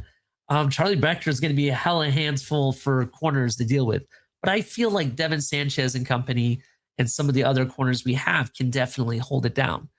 The coaching battle is going to be the real big test here. Ryan Day versus Curt Cignetti. Both of them have a certain style of coaching. Both have their hands in the offense and have command of their team on a short leash, right? Arthur Smith, that's a good question. Is Arthur Smith going to be play calling, or is it going to be Ryan Day still? I kind of feel like Arthur Smith is going to be the guy, because I think Ryan Day is at his best when he doesn't have to worry about it. Just want to give you guys my take on that. So what is the big matchup? Ohio State's offensive line versus Indiana's defensive front. That's going to be the biggest question. Indiana placed multiple players on Phil Steele's preseason All-American Big Ten team. The Hoosiers had 8 preseason All-American selections in that publication, including first-team selection Carter Smith, Isaiah Jones, and 13 total preseason All-Big Ten honors. Ohio State's line, however, is not inexperienced, so that's the one thing. They're not inexperienced. They do have some experience up the middle. The Buckeyes returned 8 offensive starters from their spring listing, including Carson Hinsman, Luke Montgomery, I mentioned, Austin Silverfield, and Philip Daniels. Ohio State's spring notes credited Hinsman with 35 career starts, Silverfield with 20, and Montgomery and Daniels with 16 apiece. That experience must show up big in Bloomington, right? They got to execute. Indiana will try to muddy the pocket, create negative rushing plays, force Ohio State 3rd and longs. Those are the things that we have to kind of avoid. The problem for Indiana is the receivers, Jeremiah Smith, and I'll even argue Chris Henry Jr. Jeremiah Smith creates a problem. We're talking about a guy that you can line him up pretty virtually anywhere, put him in the slot, put him in the X, put him in the Z. Doesn't matter. He will find a way to make it happen. The Hoosiers may bracket him, rotate a safety toward his side, play zone concepts, limit vertical opportunities. But Ohio State should respond by moving Smith in the slot, using him as a decoy. You got other receivers. We mentioned it. You have a lot of talent, even behind Chris Henry Jr. And Jeremiah Smith. There's some names like Brock Boyd that I mentioned and others that I think that could really fill the role and be a guy that could show up big. The key is patience. Sayin cannot force the ball towards Smith simply because Indiana is daring him to. We can't allow them to do that. Something they did against us at the Ohio State game. They disguised their defense very well. Mystic, you can talk about this if you want, but Cignetti has this way of, and his coaching staff have a way of disguising their coverages, either their zone or their man coverages, to a point that it becomes very confusing. And I think that kind of surprised Ohio State and Julian Sayin kind of specifically. So how can Ohio State win this game? Well, by avoiding emotional trap and playing a disciplined game, right? Protect the football, number one. Keep the Hoosiers behind the required down and distance. Prevent Indiana from controlling the game through RPOs. That's a big thing. And use the defensive depth to wear down Indiana down late in the game, right? That's kind of like the path to victory for me. Play smart. Sometimes you even have to play conservative. I kind of look at this game almost like the Texas game last year when Ryan Day and Julian Sayin played very conservative for the entire game to win it. I could kind of see them doing that in the sense with Kurt Cignetti and company. What do you think, Mystic? I know you're really high on Indiana. You have this as a loss or trap game for Ohio State. Tell me what you think about it. Well, first of all, for all the fans out there, this is all Lee's list. He already has the order messed up for me, but that's okay.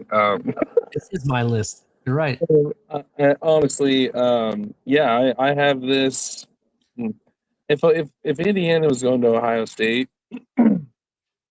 I would probably say that Ohio State has a chance to win by double digits, based on what I'm seeing this team's going to look like. Traveling to Indiana. Again, at what point in time do we really have to give this man credit and say they are the defending national champion? No matter how much talent you lost, people lose talent every year in college. Being a defending national champion school, you're a defending national champion school, and you should be given the respect as such. Mm-hmm. So going into defending national champion's house, Kurt Cignetti, I guarantee you, Kurt Cignetti has this game circled on the calendar, because he understands the magnitude of this game. I think there's a really good possibility winner of this game wins the Big Ten. Fair enough. What do you think, Steve? Oh, I think he definitely has this game circled. I think Ryan Day has this game circled. However, much like I just talked about, last time they didn't have Carnell Tate stepping up for them. This time they have another receiver who I think will step up big time in those big moments, because there were times where guys just weren't open. Right? I mean, look at it this way. I just want to point this out to Mystic, right? When Ohio State lost to Indiana in the Big Ten championship game, we didn't get blown out. We didn't get our socks blown off, right? We didn't get killed. 2 field goal misses really dictated that game. If Ohio State scored those 2 field goals, right, like they should have, are we having the same conversation right now? No, we're not. Because but that's why you play the game. So they did miss those 2 field goals, and that's why we are having this conversation. I understand. I understand what you're saying, Mystic, right? They did miss.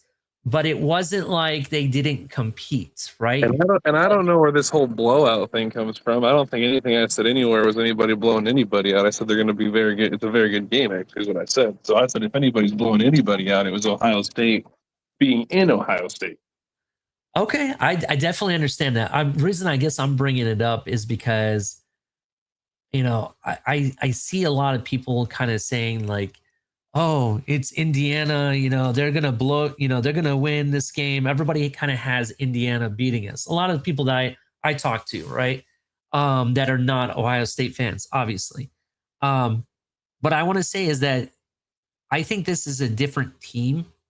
I think offensively, Steve makes a great point. They definitely do have more offensive weapons in the sense that now you're bringing in a guy like Chris Henry Jr. That, no offense to Carnell Tate. Carnell Tate is a great receiver. He's going to be a great NFL receiver.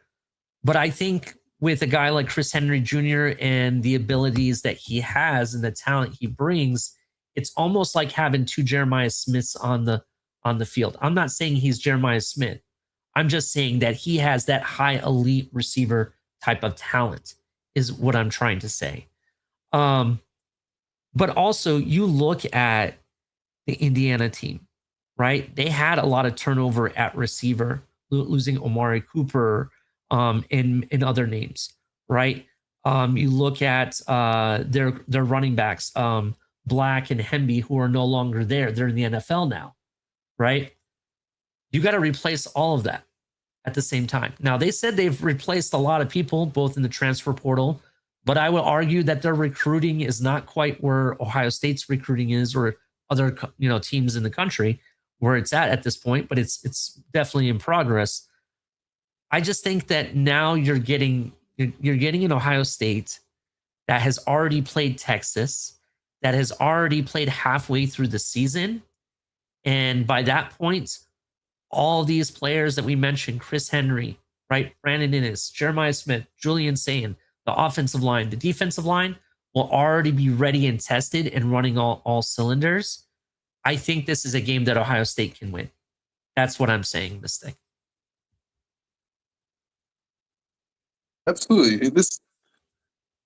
Nothing I said was like that either of these teams are better than, drastically better than the other. Like I truly think that both teams can win. Again, it came down to your point, two mistakes and why Indiana won. Kurt Cignetti is going to have this Indiana team in this game. I don't care how you guys spin it. It doesn't matter. He's already showed you that he can take less talent and go up against superior talent and have his team in games. He's going to have this team in the game. Which team doesn't make the mistakes again? It was two mistakes by Ohio State that gave a Big Ten championship. This could be the same thing. Does Indiana give up a mistake or two and gives Ohio State this win that propels them to the Big Ten championship? I think these are the two teams. As much as we talk about Oregon and everything else, when it comes to head coaches, I think Cignetti and Day are just so in a class of their own, just how they are in the Big Ten. Look, we've even had the conversation right here on 4th and 10. We've talked about the top 5 coaches in all of college football, and the top 3 include both Ryan Day and Kurt Cignetti, Exactly. right? And Kirby Smart is the other name. Doesn't matter what order you put it. You could have Kurt Cignetti at the top, Ryan Day at number 2, and Kirby, or vice versa, or doesn't matter. But those are the top 3 names, no matter which way you look at it. This game will be hella good. It's going to be hella good, not just at the player level, but at the coaching level. I agree with it. I just think that offensively, right, I think that they're coming in a little bit of a different animal than they did last season.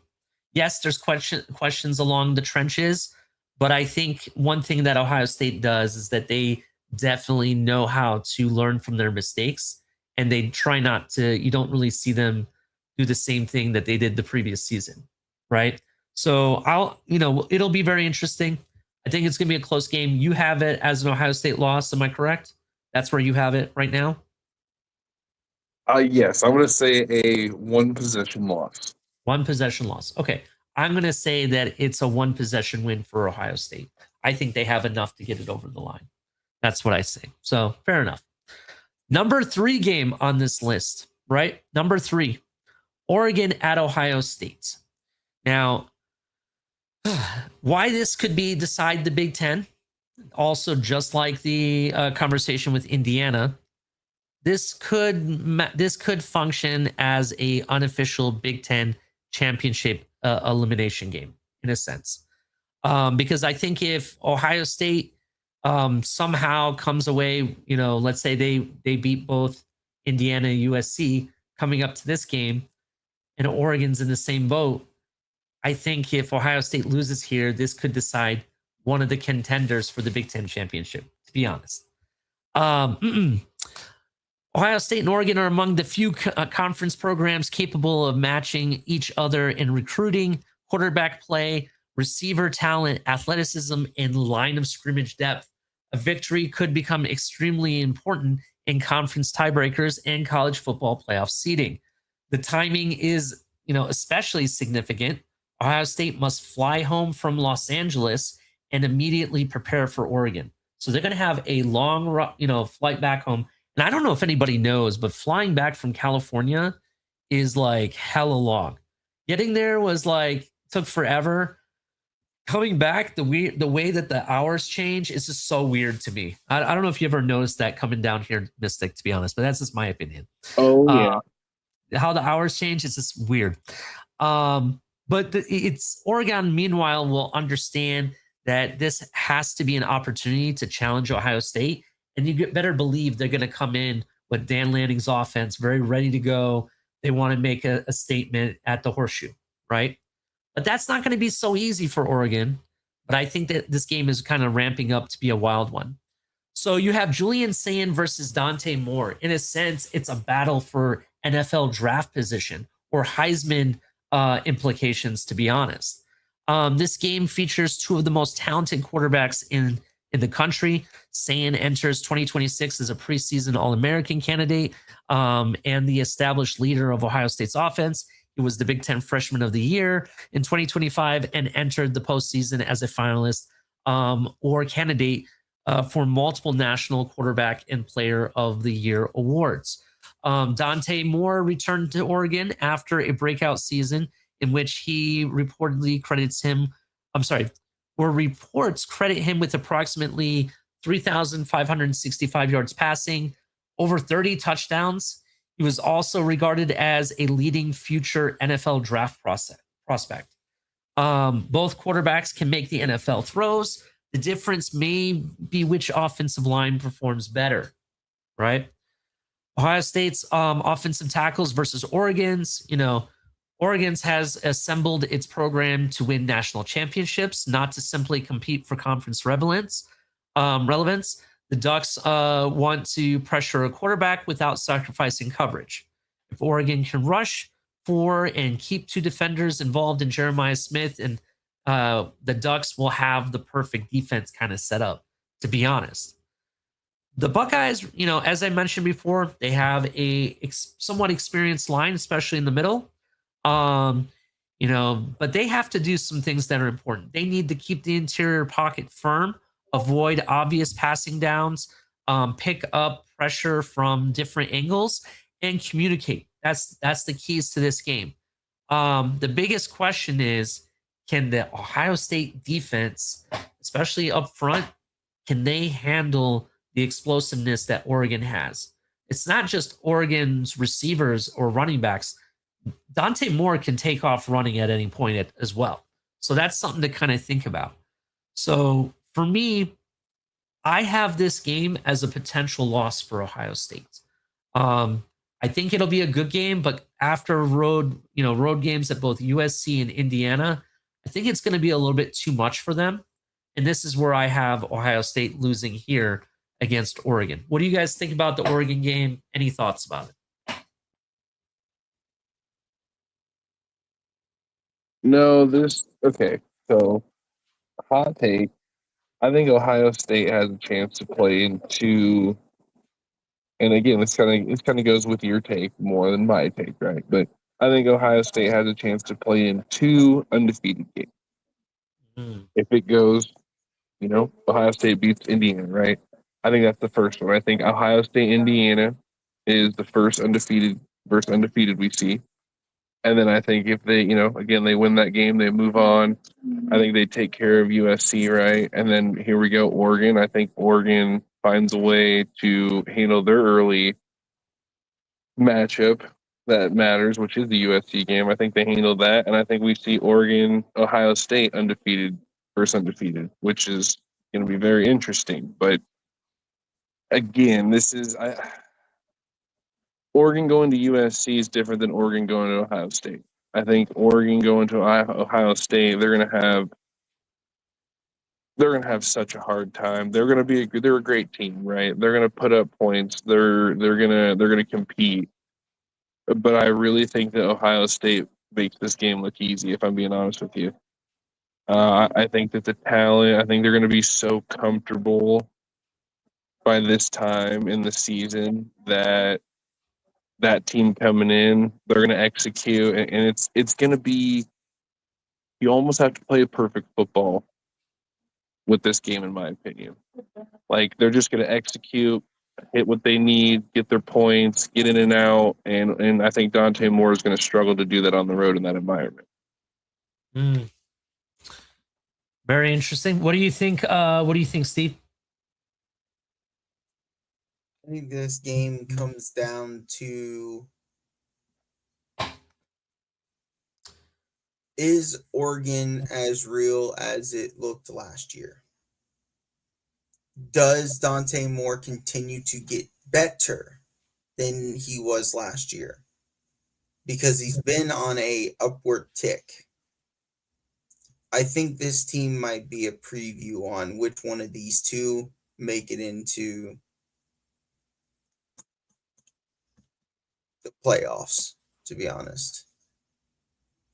I have a hot take that I think there's a way that Ohio State, Indiana, and Oregon make the playoffs. I don't think that's a hot take. I think they all three made it last year. So, but I think this could be one of those games, because it's later, that it could affect one of them getting in. Yeah, it's very very possible. That is definitely possible. But I will say this though, Oregon has always had Ohio State's number, in my opinion. But even at the Horseshoe, they've had our number. But when it mattered the most, when it comes to, you look at the postseason, right? First college football playoff, Oregon had that massive win. I forget who it was they played. We played Alabama. We won. And I think Oregon knocked the socks off of somebody. And they were interviewing Urban Meyer. And Urban Meyer said, "How many did they win by? Holy crap, I need to go get my team ready." I think they won by like over 20 points. And then when we played Oregon in the national championship game, we knocked the socks off of Oregon, right? The championship season, we beat Tennessee, knocked the socks off of them. We walked into the Rose Bowl thinking we're going to have this, awesome, really close matchup, grueling game. And Ohio State almost ran away with the whole thing, knocking the socks off of Oregon again. We saw Oregon lose this past college football playoff. They have this issue that I don't know if it's mindset. In the playoffs, they don't show up. But I do believe, if you go look at the records, they win a lot during the regular season. They win a lot. And I think they're going to win this game following that path, especially with having to play back-to-back road games, against Indiana, USC, and then to Oregon. It is going to be really tough on Ohio State. That's what I think. Will it have implications for both the Big Ten game and the college football playoff? Yeah, probably. So I think whoever loses needs to manage the game to the point where they don't lose by much. Maybe they lose by like a point or two, or just by a field goal, right? Or maybe a one possession game, kind of like what Mystic was saying. That's what I think it comes down to. But I think I have this as a loss in my book. So number two biggest game of Ohio State season, right? For me, that is Texas, right? Texas, to be 100% honest, they have one of the top elite programs in the country, very similar to what the Buckeyes have: elite recruiting, elite NIL, one of the biggest profits. They're probably one of the most profitable teams in the SEC. Big time coaches. We have Ryan Day. They have Sarkisian. He's rebuilt that entire program and everything to be an elite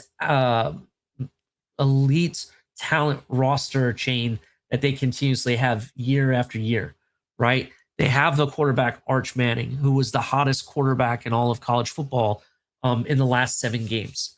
I'll even argue that he was, at times I would have voted for him for Heisman over Mendoza because of some of the stuff that I saw him doing. I was like, holy crap.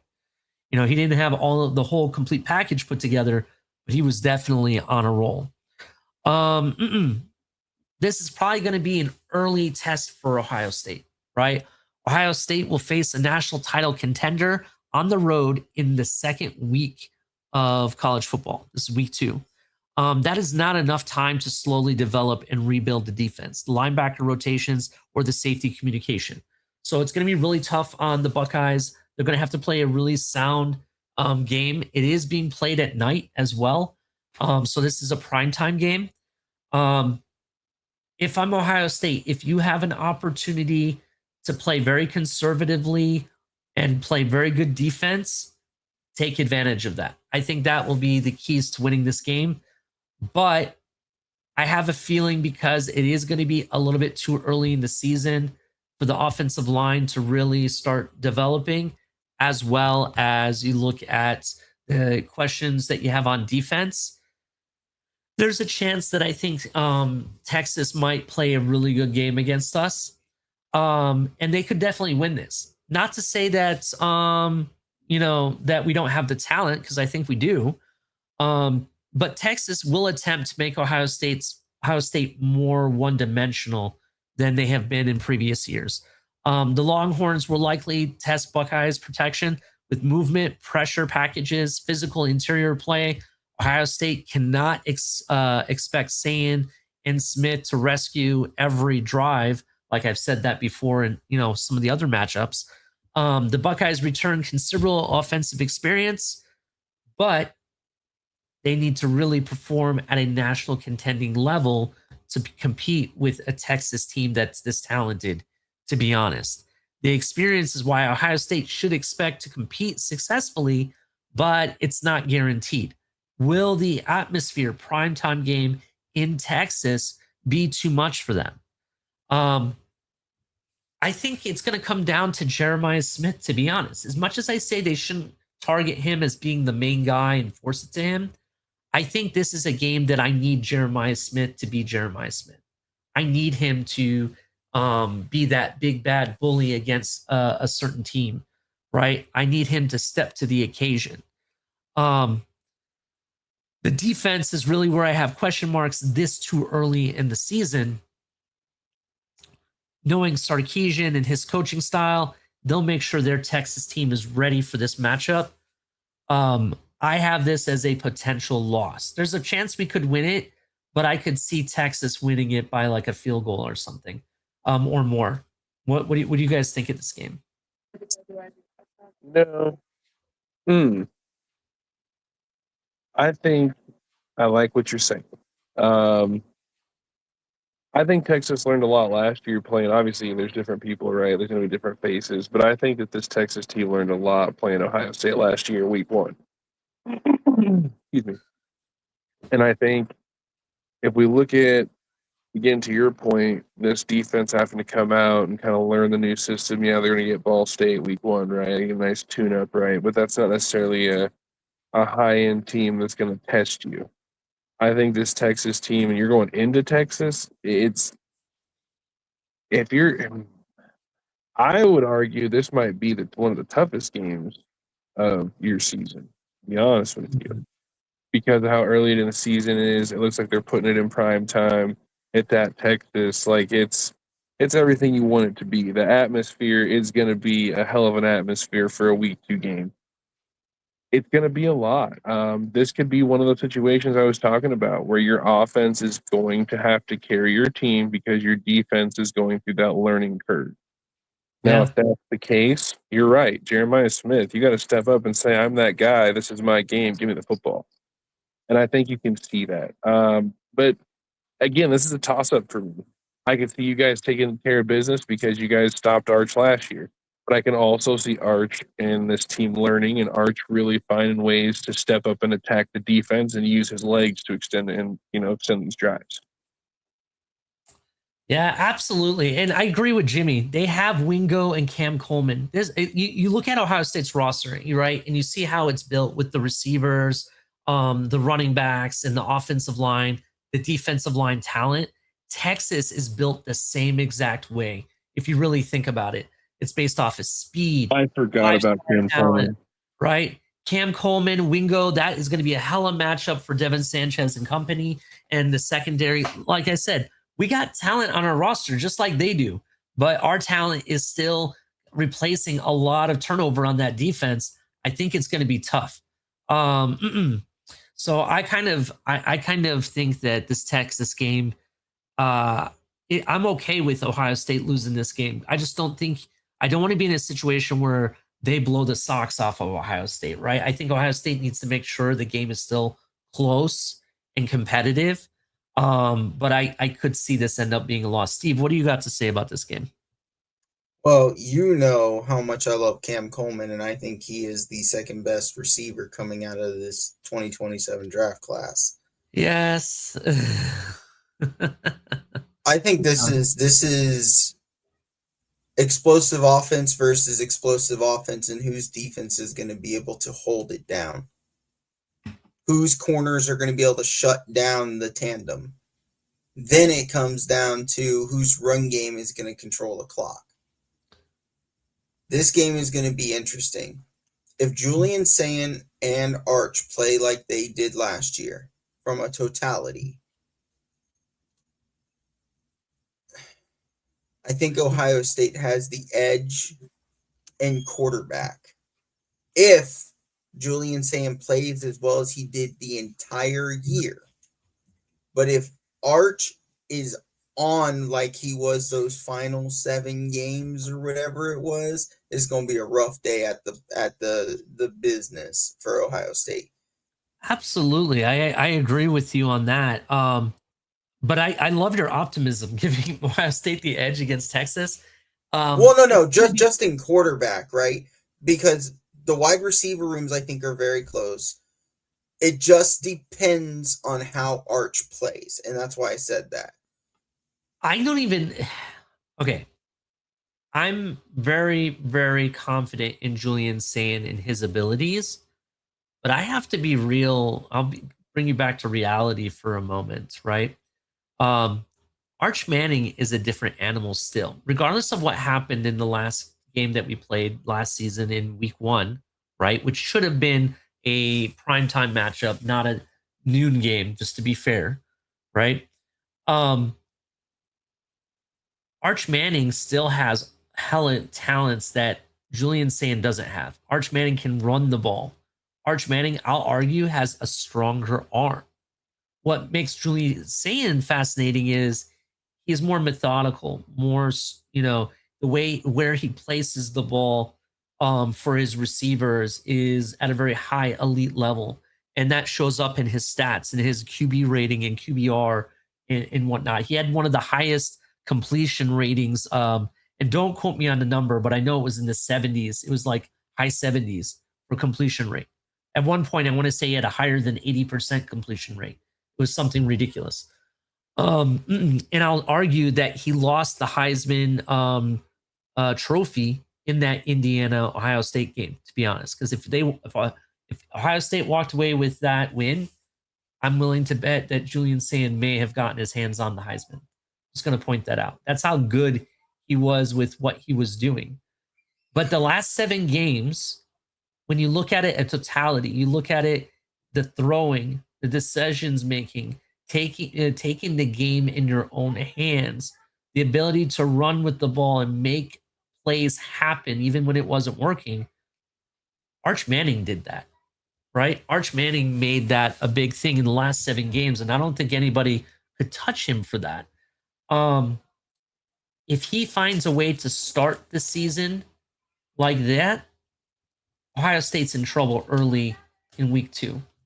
I still am kind of giving the edge to Texas because Texas fans, I know, are going to look at this as a revenge game from the semifinal in 2024.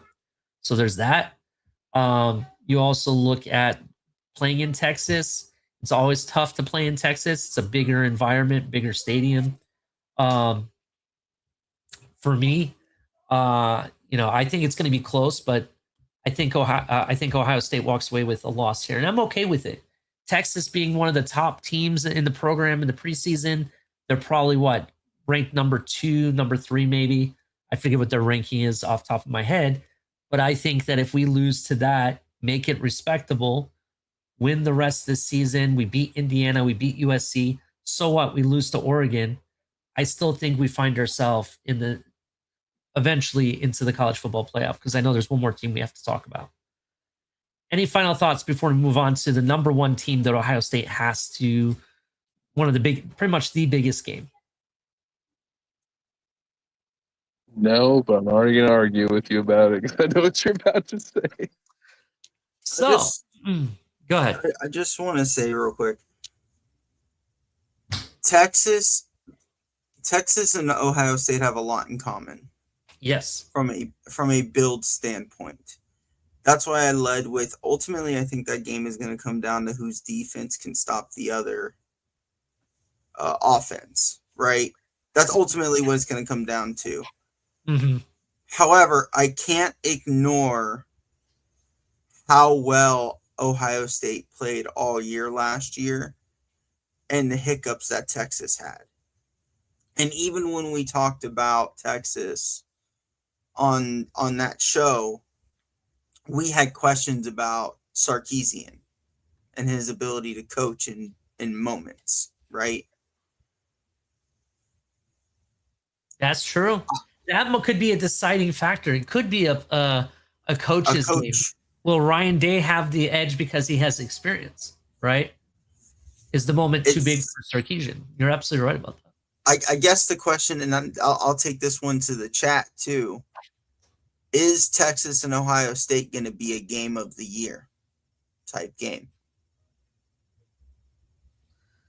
It will definitely be interesting. I will tell you that. Something else real quick about Texas that I didn't mention, but we mentioned it in their breakdown when we talked about them. They've had massive turnover just like Ohio State did. They lost, Malik Muhammad, for example, right? Their starting corner. He's gone, right? They've lost some receivers as well as Michael Taff. Trey Moore, the defensive end? They've lost some offensive linemen that they've had. They've lost some running backs that they've had over the season. So they have turnover as well.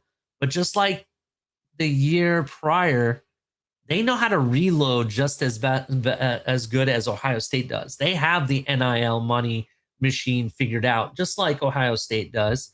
As you said, they're built very similarly. The question for me is, you're right, the defense. Can the defense stand up to hold off Texas enough for Ohio State's offense to do what it does? And then ultimately, the battle of the coaches. Will Steve Sarkisian rise to the occasion, or is Ryan Day going to hold it down with his experience? It'll be very interesting. I don't expect it to be a very conservative game like it was last season at all. I was expecting a shootout in that game.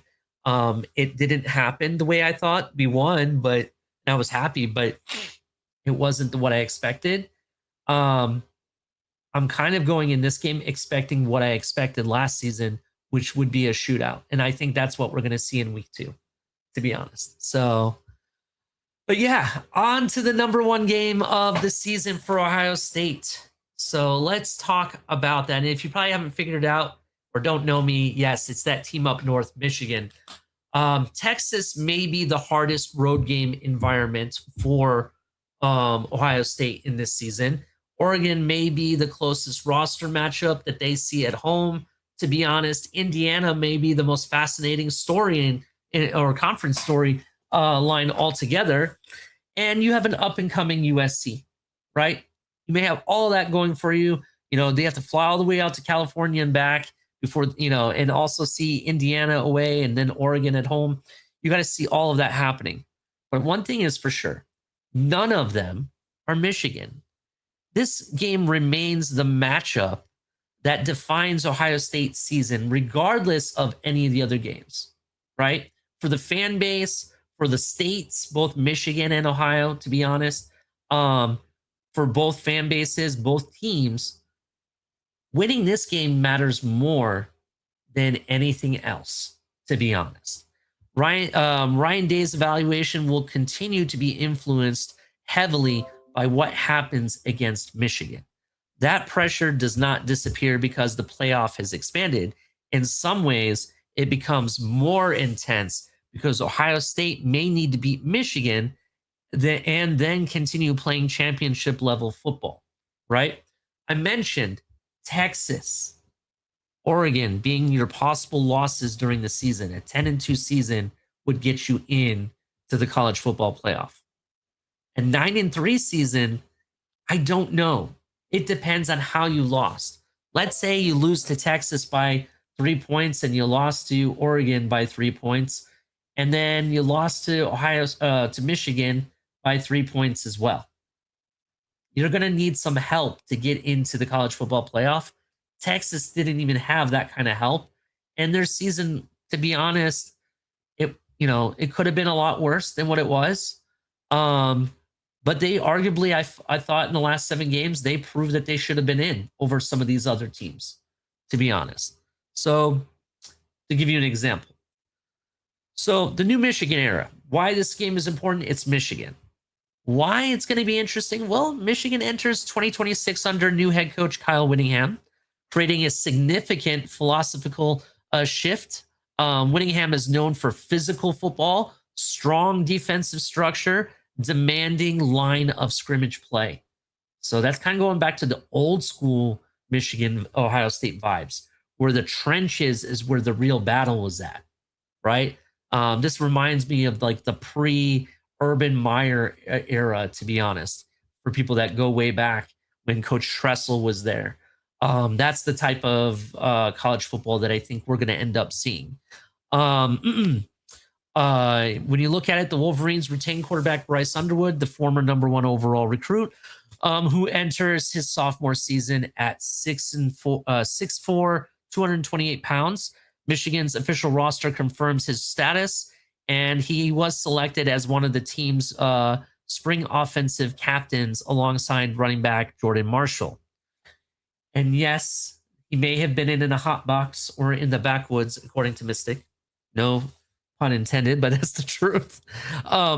Underwood displayed elite potential as a freshman, but remained inconsistent. That's the issues with Underwood.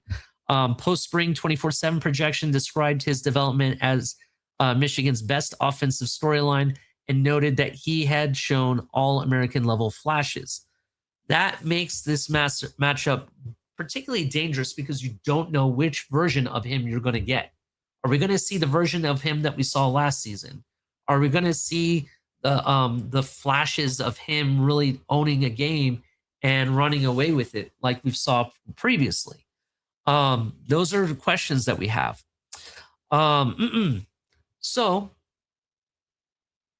what does the quarterback duel give us? Julian Sayin versus Bryson Underwood. This is more than a rivalry game. This is a matchup between two quarterbacks who could become major NFL prospects. Granted, for 2027, it's for Julian Sayin, and 2028, probably for Bryce Underwood. Sayin is more accomplished, polished college passer entering the season. His anticipation, ball placement, and relationship with Smith give Ohio State a clear passing game identity. Underwood provides a different challenge. His size, arm strength, his mobility allow Michigan to create explosive plays even when the original call breaks down. He's one of those things that he makes it happen on the run. He's one of those type of quarterbacks.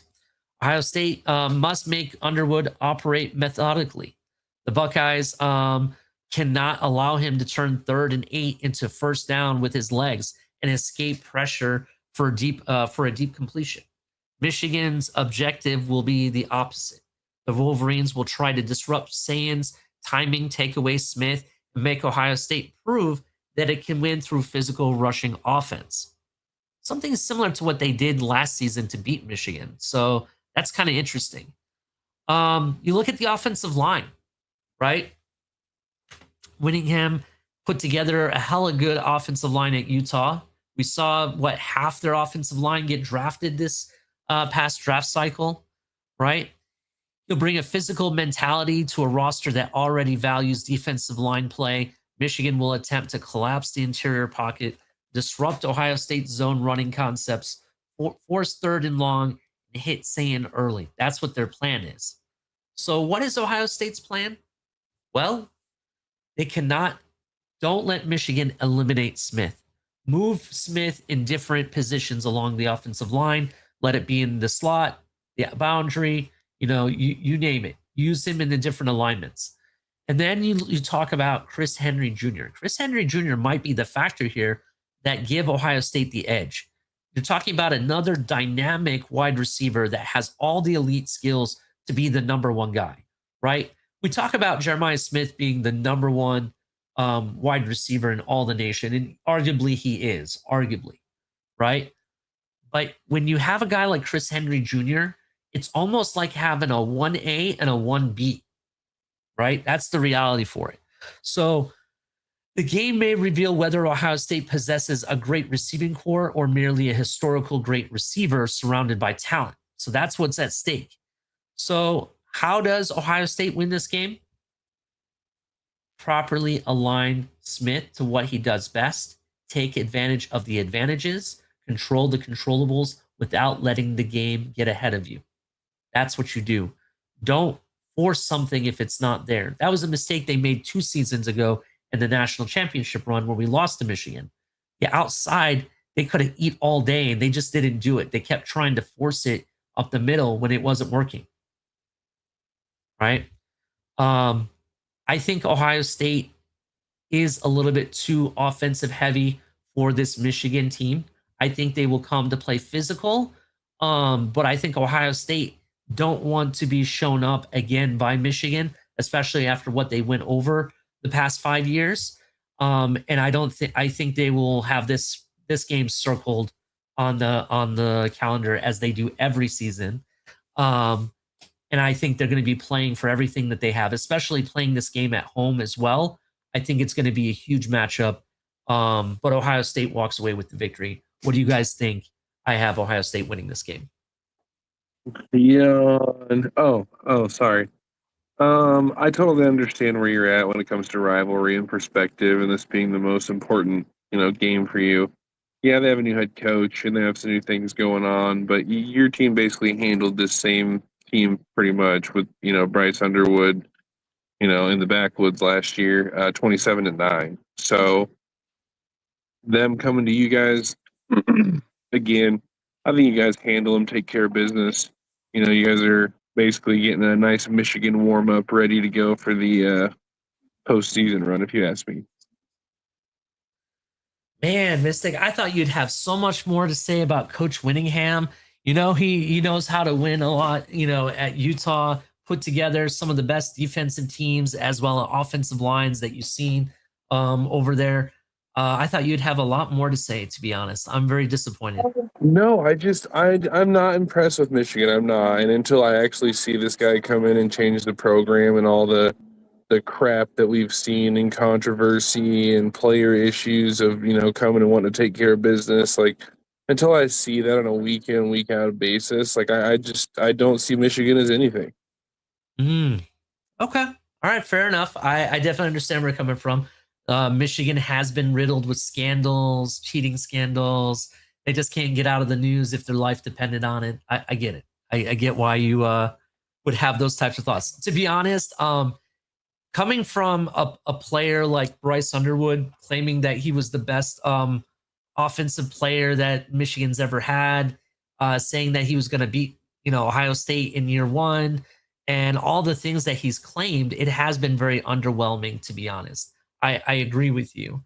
What I guess I'm just kind of concerned with is that, kind of like what Kurt Signetti did at Indiana. Could Kyle Whittingham do something similar? They kind of have similarities in the style of their coaching. They believe in physical play, right? Physical offensive line and defensive line type play.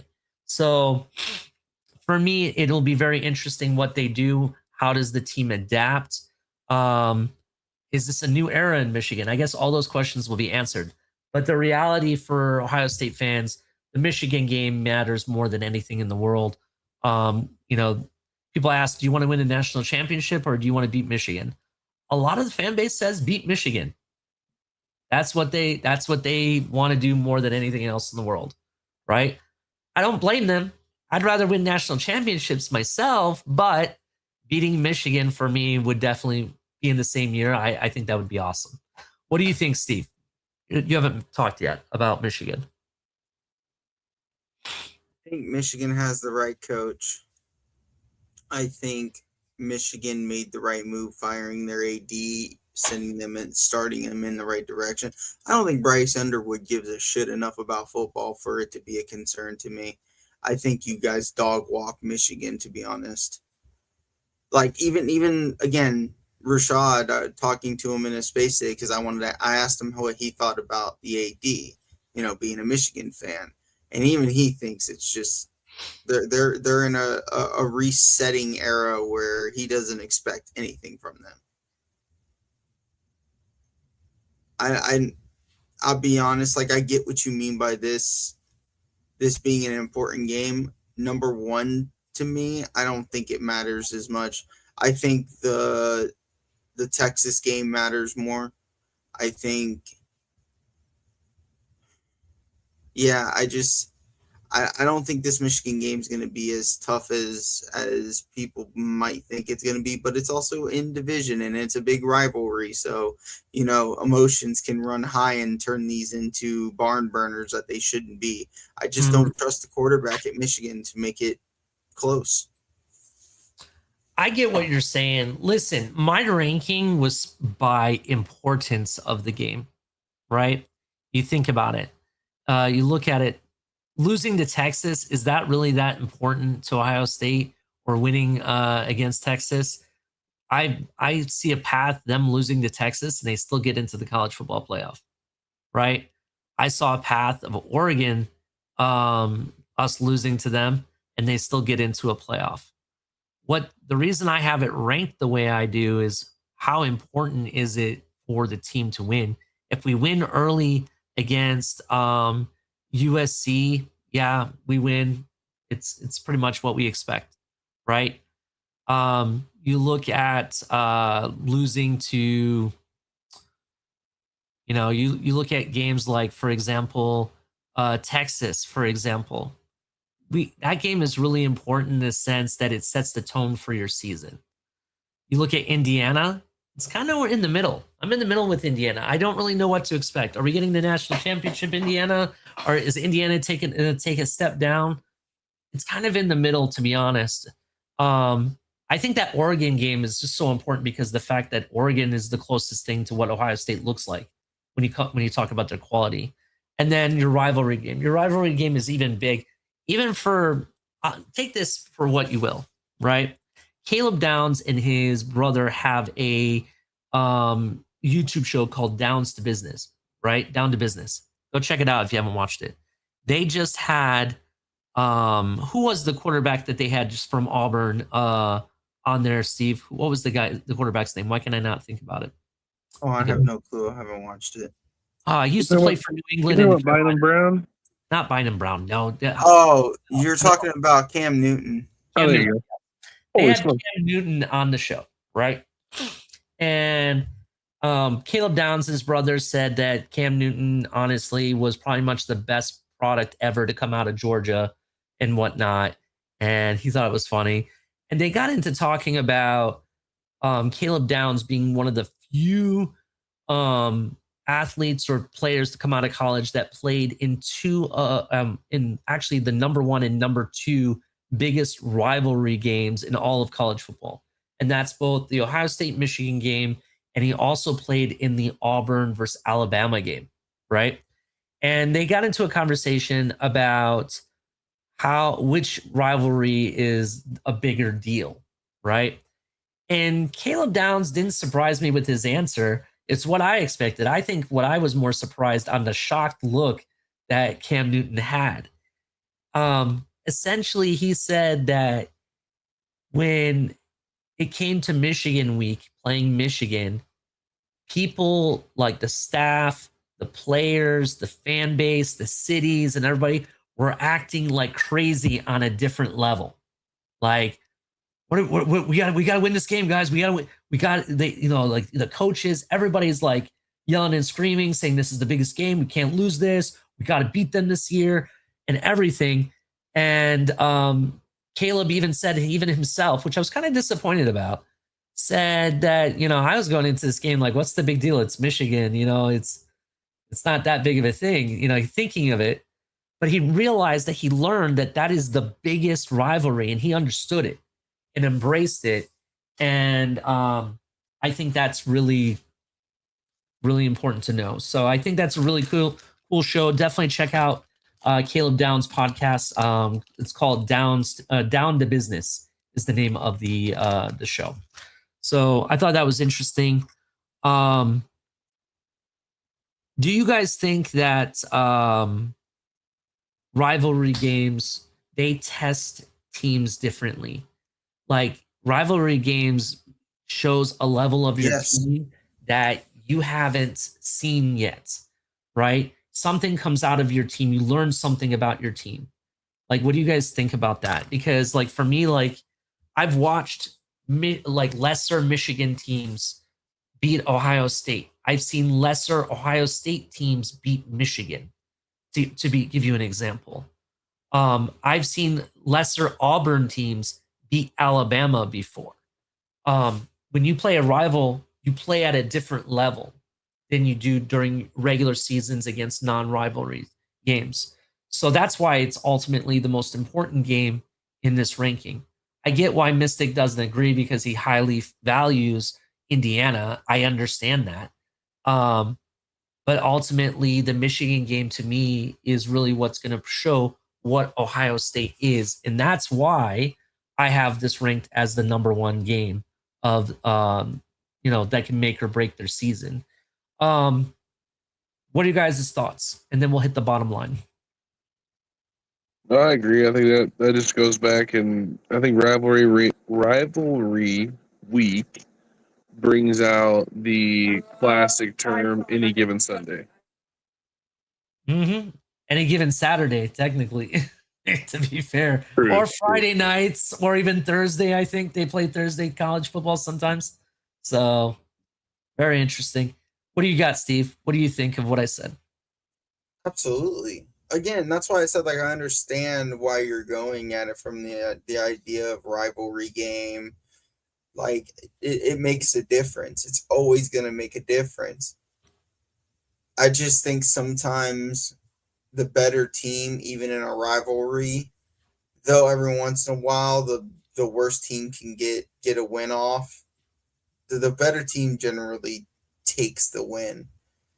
Unfortunately, as Dolphin fans, we understand this, as Buffalo's been whooping our ass in this rivalry over and over, but we've gotten 2 on them, right? That it can happen. I just don't think Michigan is quite in the place to do that right now, with everything going on over there and them trying to figure themselves out. Yeah, absolutely. I agree with that. Everybody hit the like button. It's bottom line.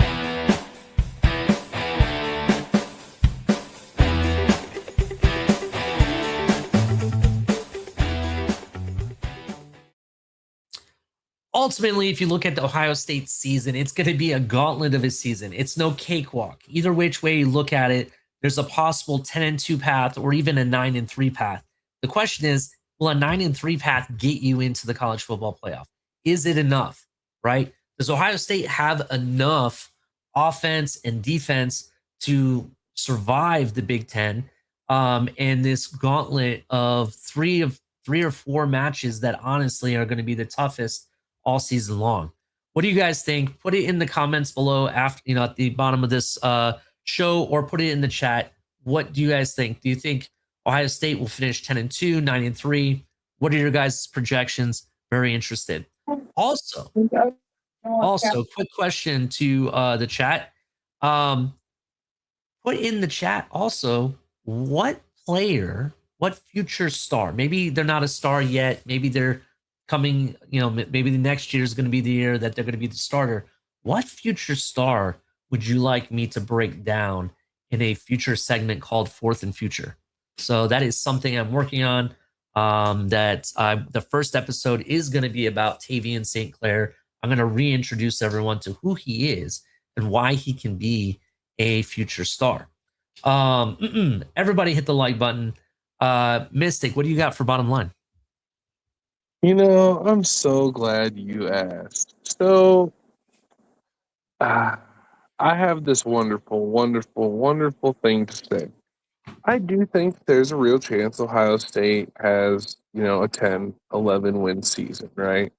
And, we're talking about all these teams that, everyone expects is going to be a good game and that could potentially, knock off Ohio State this year. But, we didn't really talk about one team in particular. And I'm going to have my moment to tell you why.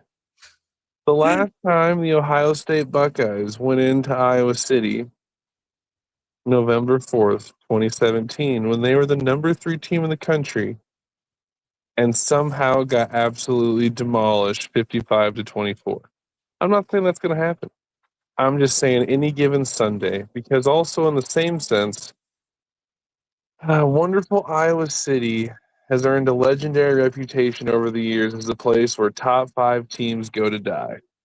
If you know, you know.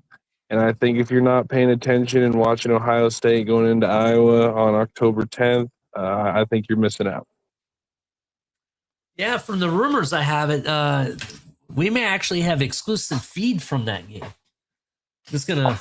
Oh no, we're gonna have exclusive feed, folks. Well, this Ohio State podcaster himself and this farewell Iowa fan, we'll be at the game, folks. We'll be there. Yeah, we might even have a live at the tailgate session, so we will definitely see. Listen, I understand where you're coming from, right? I get it. You have Iowa as a game that Ohio State can't afford to lose. You're absolutely right. But looking at the season as a totality, the games I mentioned are the top 5 that, whichever way you look at it, they have to somehow come away with, unscathed, right? I think Ohio State comes into Iowa. I think it's going to be hard fought defense because that's what Iowa's known for. But I think the offense is just going to be too much. There's too many variables. You got Bo Jackson, you got Legend Bay, you have Isaiah West, who I forgot to mention earlier, and you have guys like Chris Henry Jr., Jeremiah Smith, Brandon Innis, and many, many more players like Devin McEwen, Brock Boyd, DeQuadrin Guilford, for example, Kyle Parker, all of these guys, right? All these guys can make stuff happen. I think it's going to be too much. But I do expect you guys to play strong defense. And you want me to name some of the names for you on that 2017 team? Hey, go ahead. That was 2017. I'm just going to point that out. The starter, well, that's just the last time you guys came to Iowa City. I don't know why you only come to Iowa City once every almost 10 years. I don't understand it. I don't understand it either, to be honest. I thought that was crazy. I even triple checked that. Actually, I think the reason, just before you continue on, because I'm going to hear what you have to say, but I think part of the reason was back in 2017, I think the Big Ten was still operating under the 2 divisions that they used to have the Big Ten split. Since the Big Ten has expanded and stuff, I think they have a certain rotation where we only go teams every so many years. I think that's how it works now. But go ahead. That would make sense. Okay, so JT Barrett was your starting quarterback with Dwayne Haskins, obviously, as the backup. Joe Burrow sitting there, hilarious. J.K. Dobbins, Terry McLaurin. Let's see. We'll just go down to the defense. Nick Bosa, Chase Young, Sam Hubbard, Jerome Baker, Denzel Ward, Jeffrey Okuda when he was good.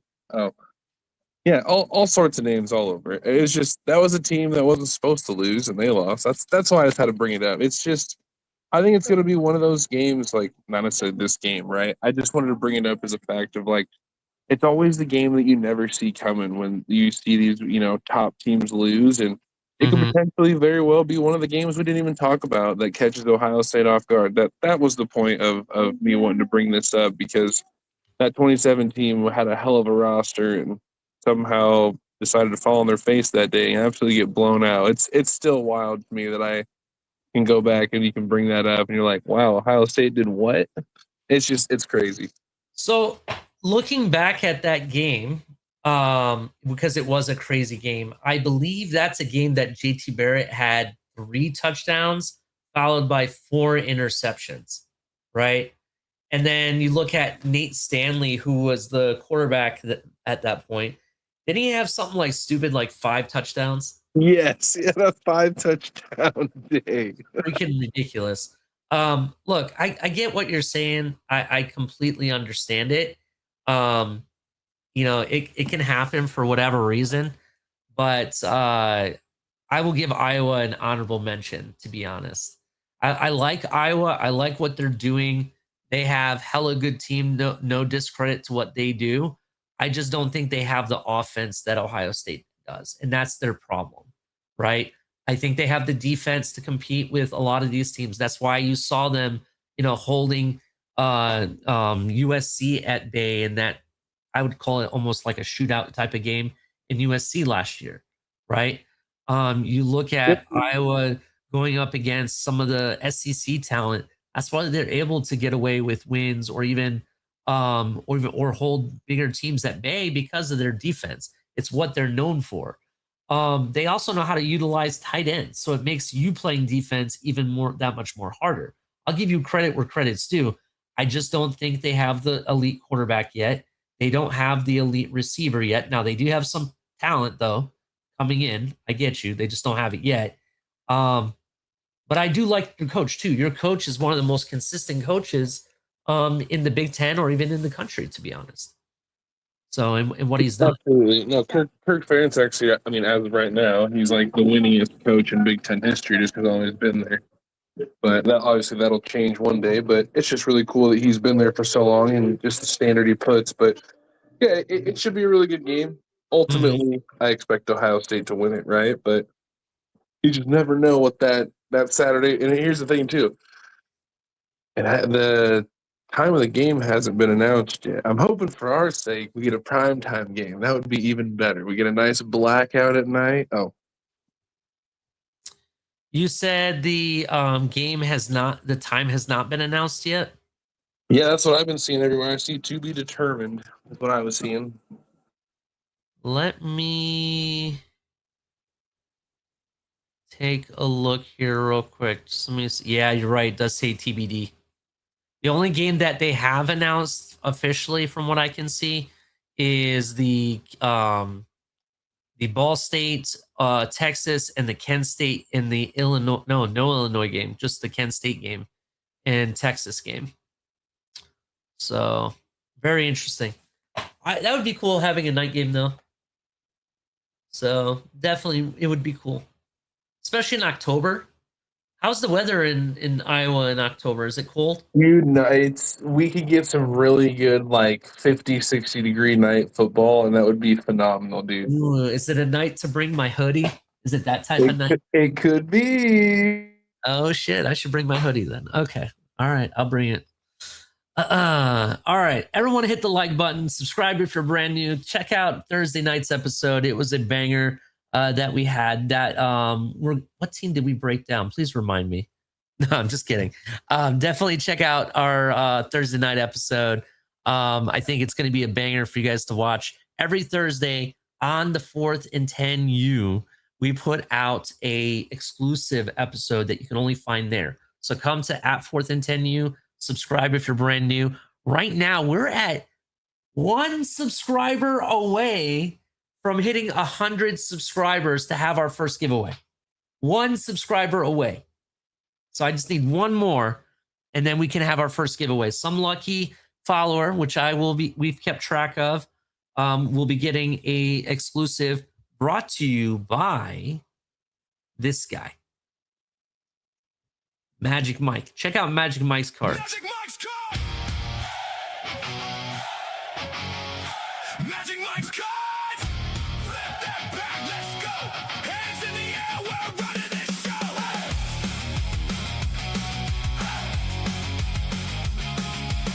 Sharp cut, shrink wrap, snap, name on the mat, we don't hold back. Scoreboard, clock runs. Check out Magic Mike's cards for all of your sports card memorabilia. You can check them out on Whatnot or even on Magic Mike's cards on TikTok. So definitely check him out. It's out great deals. Reach out to him if you're looking for something specific. He's the guy that got me the Jeremiah Smith autograph card that I'm never letting go. Definitely check him out. Awesome time, especially when he does his breaks. Really cool cards that you get and whatnot. But yeah, we're breaking down Georgia on Thursday. We've already pre-recorded the episode. We're going to talk about Georgia. Are they back at the top of the SEC or not? What do we need to see happen? We're going to give out our breakdown and projections. Stay tuned for the 4th and future episode. That will be a pre-record that I will go ahead and release here on the 4th and 10 channel. Steve, what do you got to close down our show? You got anything? Just like, subscribe. If you want to argue with us, hit the chat. If you just want to converse, hit the chat. We want all the feedback we can get. You can tell me how I know nothing about Ohio State. You can tell Mystic how Indiana will never be a dynasty. I hope everybody enjoys. Hit the like, subscribe, share. Let's keep it going forward. Thank you, Steve. Listen, if you guys want to fight or tell Steve how bad of a thoughts he has on his opinions on certain teams, you can reach him at Dolphin Knight 13 anytime. Go reach out to him and complain. But in the comments, give some feedback. We want to know what teams you guys want us to talk about. What topics do you guys want us to cover? And do you think that Michigan is the most important game or most difficult game for Ohio State this coming up season? Or is it another game? Or what do you guys think about my ranking? Tell me what you guys think. Everybody hit the like button. We'll see you in the next one.